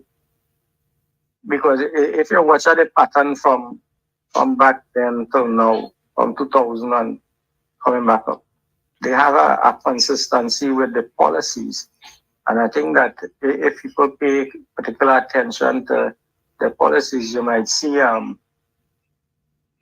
trend where I would, their policies are concerned. I would agree with what you're saying for the mere reason that when you're playing second fiddle or you're playing the other, you seem to step up more because you want to be number one. You want to be first. Yeah, definitely. But the problem with Trinidad, not so much Tobago, but Trinidad, is that the fourth estate had a hook on the population. Yes. And they would believe almost anything that the newspapers say. They wouldn't critically think and go through the thing and ask the question, why? What have behind this? What is the reason for this piece of talk? Why is the government bringing this at this present time? You see, but nobody holds the fourth estate feet to the fire. Well, they don't have the impetus to do it. People are so ignorant to the societal affairs, right? That they would buy anything any politician say, You understand? And if the newspapers back them up, make it better again.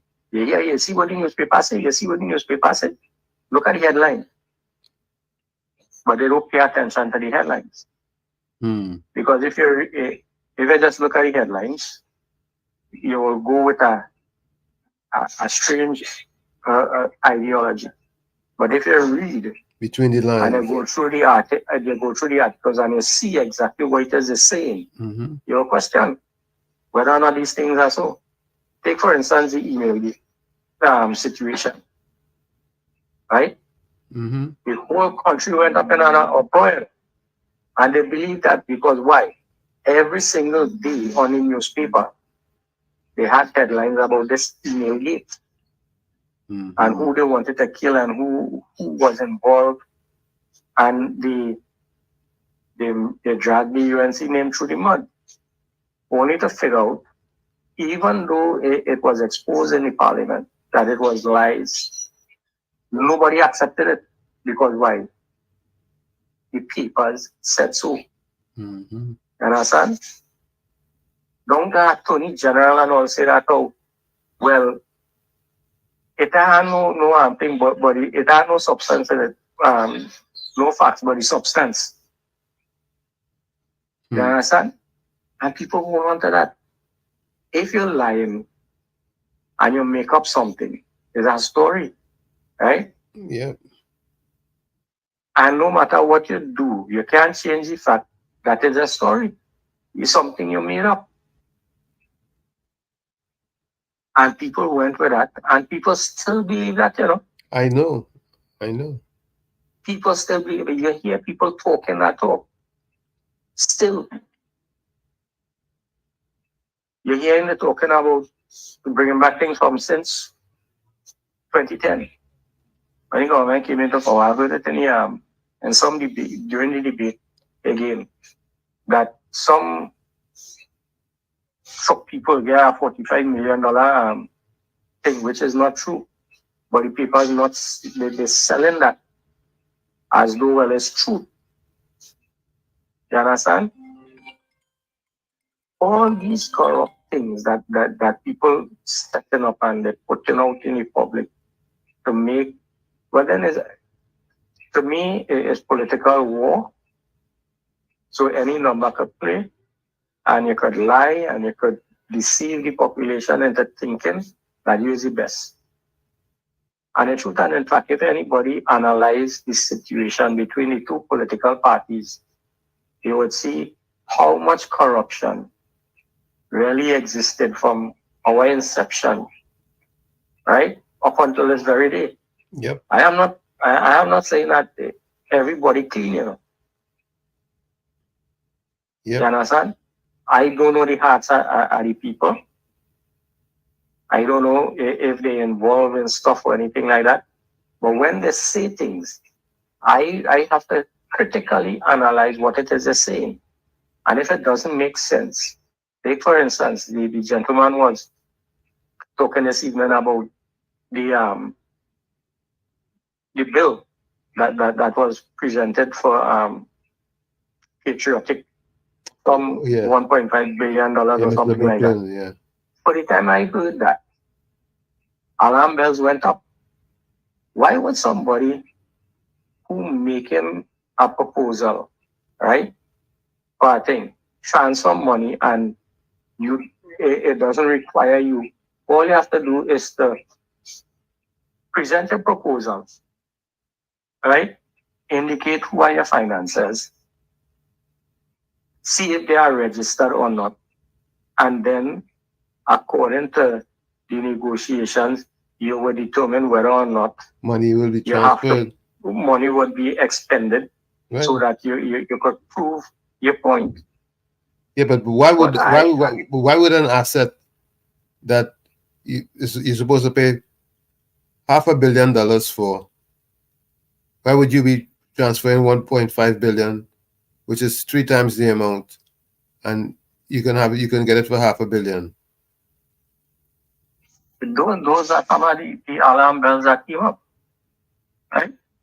It's not logical. The maths and maths. No, to me, it doesn't make sense. But again, to the population, if you could get Roger to look corrupt because he done in the bad basket, right? They can't see out.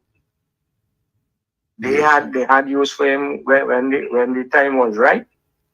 They use him and they spit him out like a plum seed, and he fell for that. Well, he has to know where he is. But the people need to think. Yeah, imagine the population, right? Petrotrin and the government workers and them were getting 14% under the previous administration. Before they demitted office, they had negotiations going on. And the unions and them refused, right? Even though they got, I think was at 13%. I think we got at 13% or 12% or something like that. 5 by 9 or something like that. Mm-hmm. And then they started negotiations and they were getting 14%. I think if they were wise enough, they would have called for, all right, give us 1 more percent with the intention of ensuring that the daily pays and them get a pension, right? Improve the pension plan. They would have the medical plan and all these kind of things, so that workers and them would have had proper benefits. But no, the unions and them fail, and they're still failing. Now they're trying to back up a wall, which they can't climb because the government took over the bargaining process. The CPO doesn't have a say in how this process is going on. The finance minister don't tell them it's 5%. They ain't getting nothing more, nothing less. Wow. So what kind of negotiation is that? That's what he said in the budget, 5%. Mm-hmm. Right? If you could come out and say 5%, how the people are going to negotiate? Hmm. The PSA haven't had an agreement since 2021. 2013. Neither news. They haven't had an agreement since 2013. Right? Wow. And workers are the ones who are suffering.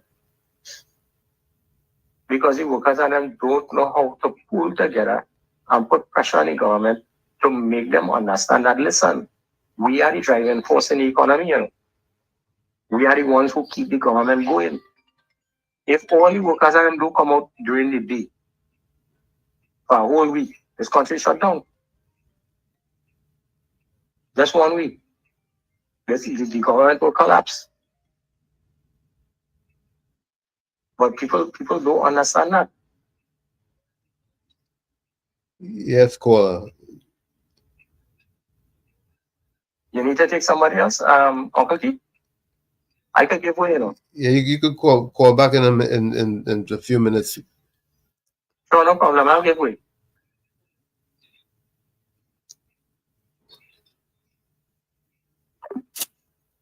Yeah, Mr. Intellectual, you're gone. All right. Call back now, caller.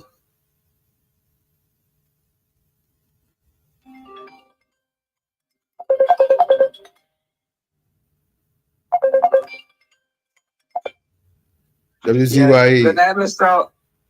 Good night, Uncle Tommy and Mr. Washington. Everybody locked on.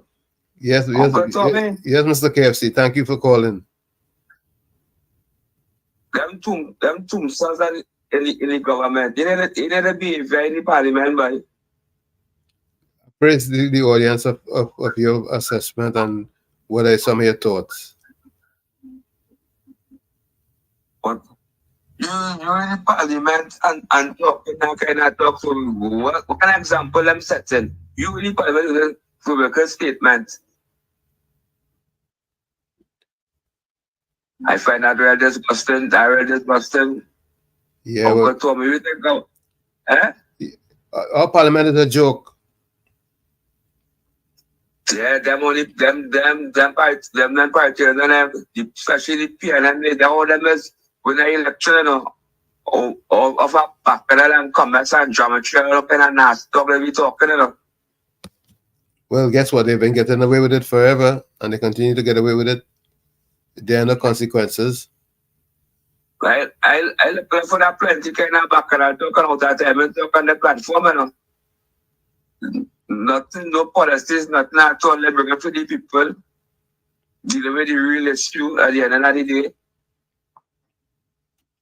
When you and Rolly friend all over the place, shut your mouth. You get so big and bad in this country where they talk kind of nasty man talking in the parliament, level. Hey. The parliament, the biggest, the court of the land, is not the parliament. Yeah, well, does the fish rotten from the tail? No, rotten from the head. Okay. I know they clean that, they do that statement, they like Colombo, like play mic, open for the whole world to hear the kind of statement you take in there. That really disrespectful to the ears of the young generation of coming up here. So the youths are getting on so in this country. Fish don't rotten from the tail, my friend. And so, Uncle Top, you expect the youth to get on by? Exactly. An example. No respect. What examples they're getting? Correct. Because right now, an example they're getting. That's what we said, a better example. Exactly. What should really start in this country, Uncle Tommy, you know? Yeah. When they reaching the peanut butter and playing the game and things, you don't know all the parties, all the person, woman right show. So what you say, Uncle Tommy about last night, man. Thank you for calling. Yeah, man, love. Yeah, man. Enough love. Yes, indeed. We are still here, and we have just about 15 minutes left in tonight's show. Want to give appreciation for all the participants thus far. I haven't heard from Gordon Maloney. Surprising.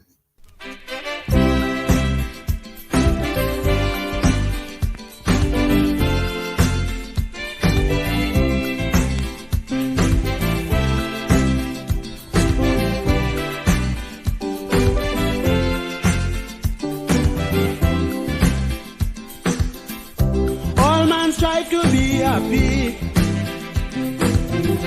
Relentless search for luxury. In search of peace and happiness, the human mind wouldn't rest. A constant nag within we soul, demanding respect from the world. We get the urge in different form, but luxury is the norm. Money is very essential, but can't buy peace of mind at all. We still like dogs without a bone if we have the money alone. Because appreciation plays on the human mind. Everyone needs some for happiness all the time. Welcome. Hey, good night again, Mr. Tommy. Let me take up a few minutes for your time before you leave. Yes, sir. So, Mr. Tommy, you don't see that Minister Young trying to portray himself just like how the Prime Minister has portrayed himself? Like I said, the head determines what happens. Yeah, so he trying to follow on that same footsteps, because when the Prime Minister come out and tell an educated man, Hall, he know in the bedroom and he choose your man wisely, a woman like a golf course, take an umbrella and open it up. You understand? Yep. Things like that. She love me like how she love Howard Cap. Things like that us be saying. So all the young doing is following in our footsteps and feel now. Because when the Prime Minister see it, the PNM sycophants laugh and they clap. Mm-hmm. So he thinking he gonna use that same strategy and talk that same set of things and feel he will get the same response. But he don't understand that there's other people in the party who was there for years who get thrown under the bus, who didn't get selected. He gets selected in front of them for a up front runner, a run for leadership. And people don't like that. You think they didn't leave that mic on purpose? I wouldn't be surprised if they did. Yeah, because let me tell you something. They won't come and air the dirty linen outside in public. They will have the inside fighting, but then they will do things technically outside on the open and set you up. To be honest with you, he called past PNM ministers termites and potholes, right? Because his Prime Minister called a leader, a Prime Minister of this country, of the PNM, and a Prime Minister who the last person who put me out of Parliament regretted it, and I went to liquor too. And then people laugh and clap at that. They forget everything that Mr. Manning do for them. Everything. Eat and everything.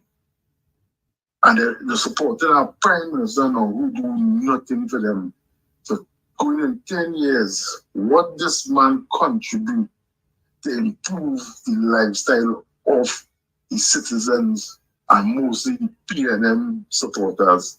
Look on, listen, Mr. Tommy, the other people get a chance because they are 10 minutes again. Yes, indeed. And I appreciate everybody's contribution thus far. Like I say, no one is ignored. No one is put down.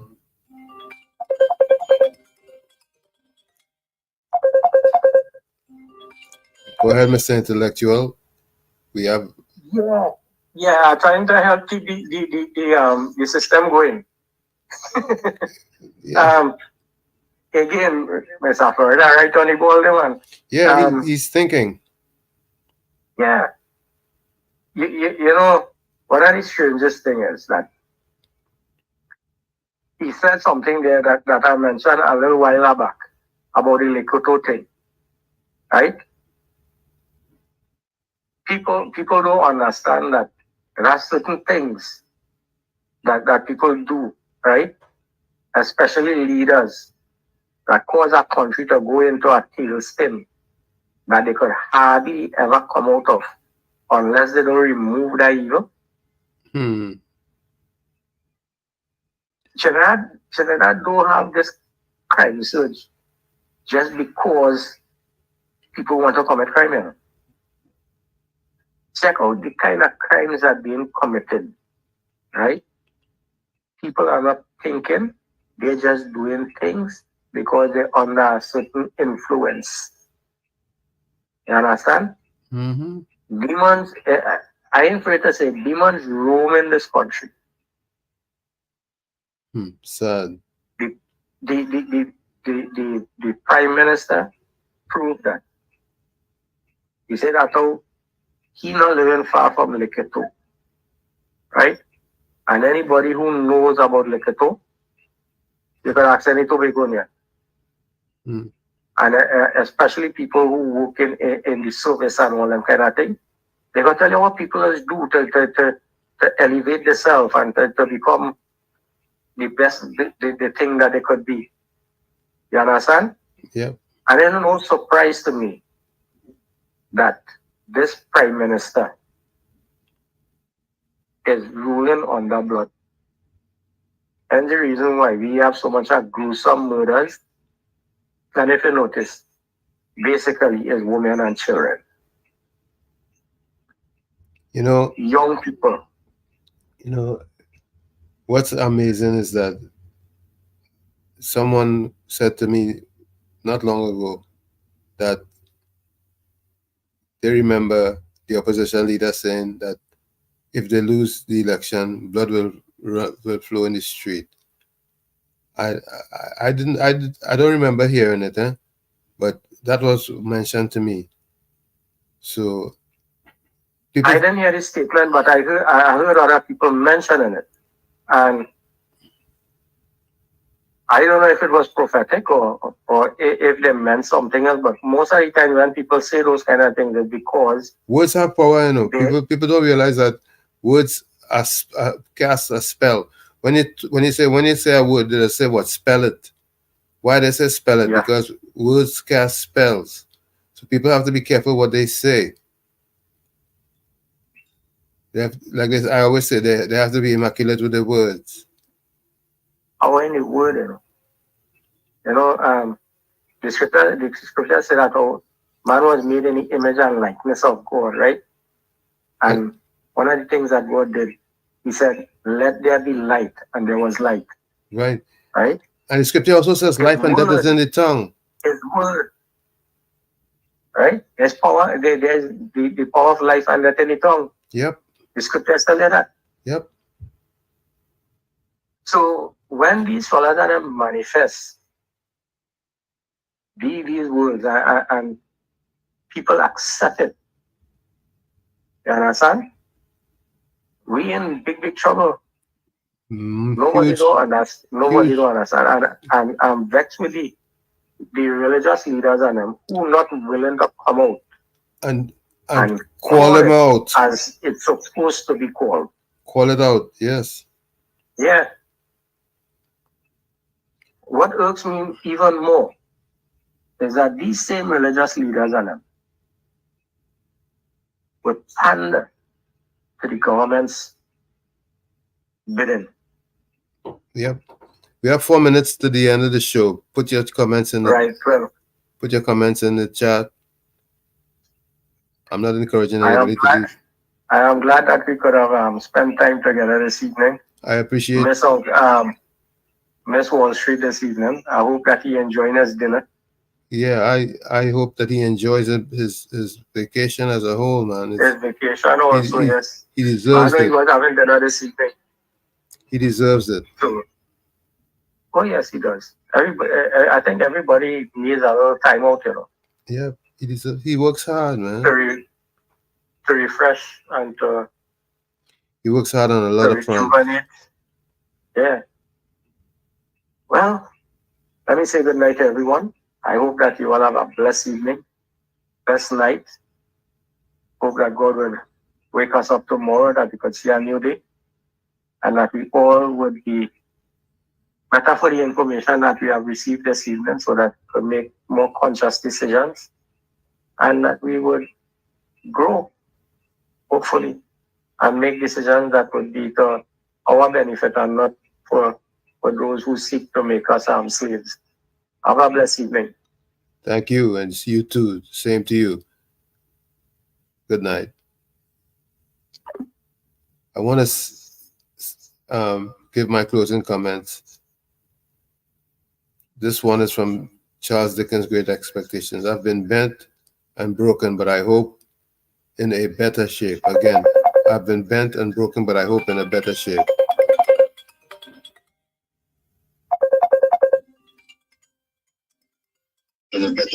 WZYE. Uncle Tommy, Yes, sir. I couldn't comment have a blessed night. What's that power? But see that with this Prime Minister, I say the last one we come out of Parliament, they say, well, like it too. What chance we're going to in this country? So much children dying. The devil like children, and Friday never science and disrespectful talk. Mr. Washington, Uncle Tommy, tomorrow now. I don't care about them because them don't care about me. Them take bread from my two children and them and that people sitting on board and victimizing people. And people meet me and tell me that so I go let the world know how wicked and evil it is. If them have this attack crime and thing going on in this country.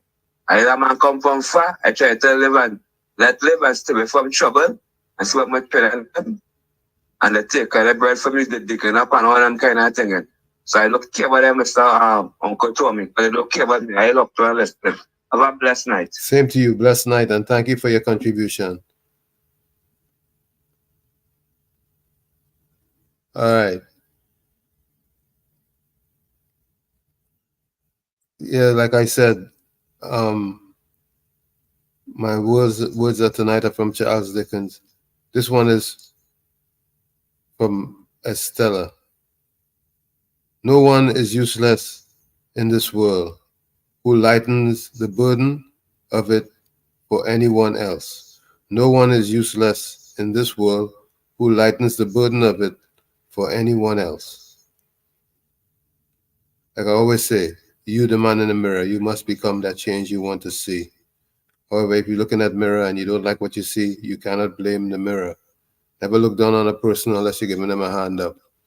Love you all and be safe. Let me check and see what else is in the chat. Who place comments in the chat, what they have to say for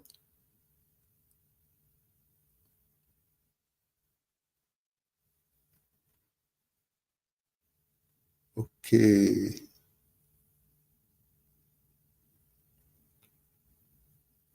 Patricia Reed says, Okay, Patrick.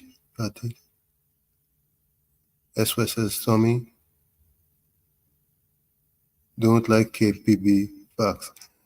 I love KPB. I love everybody. I love everybody. I just love Trinidad and Tobago more, and I'd like people to make the right contributions to help make Trinidad better. KPB had a chance to really do exceptionally well. She kind of slipped, so she fell. I got some good information from the gentleman about who Fasco of Petrotrin.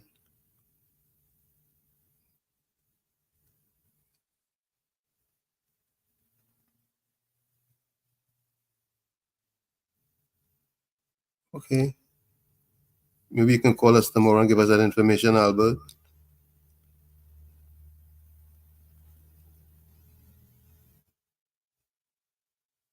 Thank you, Albert. You think I did a great job. Thank you.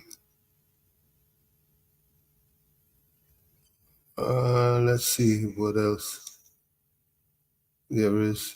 Okay.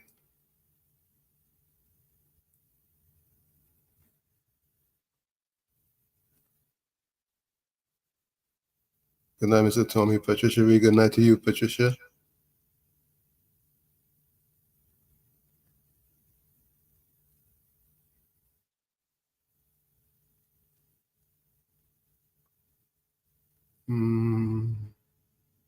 The chat actually ran away from me today, but I'm a one-man army today.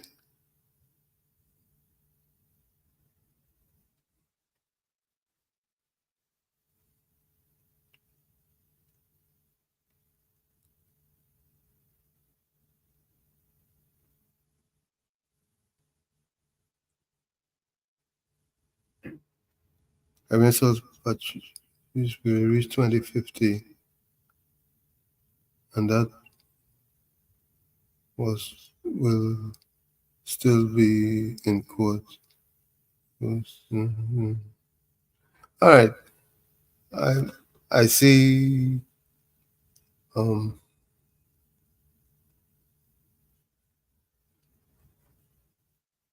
see there was quite a bit of stuff that ran away in the chat, but I want to thank everybody for being with us tonight and contributing, all who contributed. We look forward to tomorrow, God willing. Aisha was supposed to be my guest host tomorrow and Thursday, so I'll see you then. Till then, have a pleasant night. And I like to say, I'm appreciative of all the assistance and all the contributions that I have gotten today. Good night.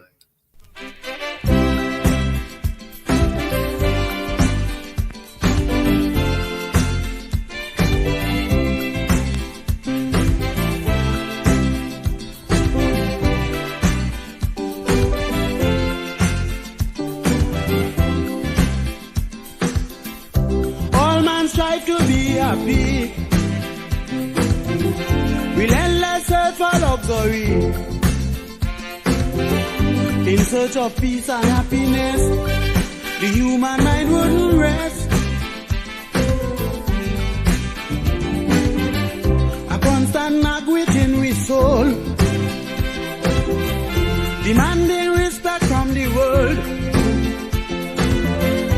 We get the urge in different form, but luxury is the norm.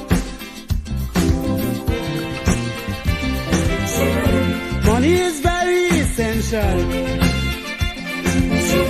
but can't buy peace of mind at all. We still like dogs without a bone, if we have the money alone. Because appreciation plays on the human mind. Everyone needs some for happiness all the time. Because importance, if we are trying to live, everyone's on the hunt. Every man ought to give generously.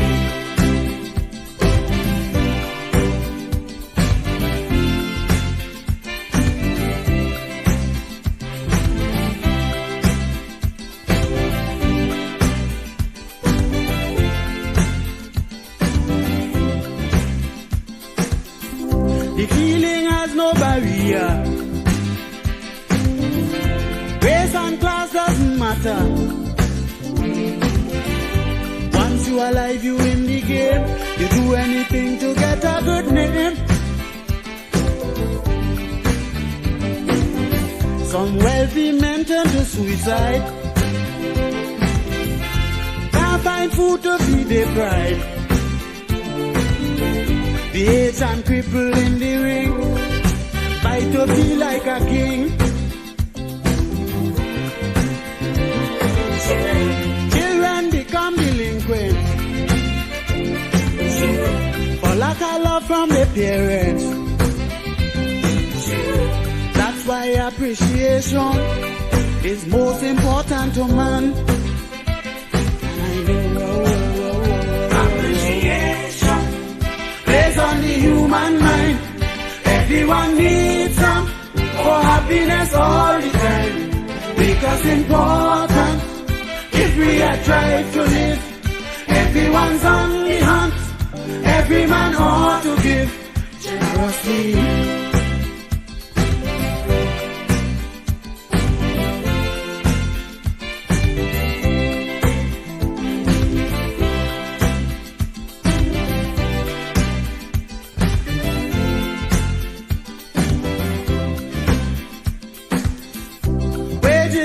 Solution to bad industrial relations. Employees will gladly draw their pay and do the job half the way. When workman feeling unwanted, the working spirit is daunted. He comes on the job and fool around. Production going down. Just make him feel significant. You get him do anything you want. A pat on the back is the best move for relations to improve. Because appreciation plays on the human mind. Everyone needs some for happiness all the time. Because important, if we are drive to live, everyone's on the hunt. Every man ought to give generously.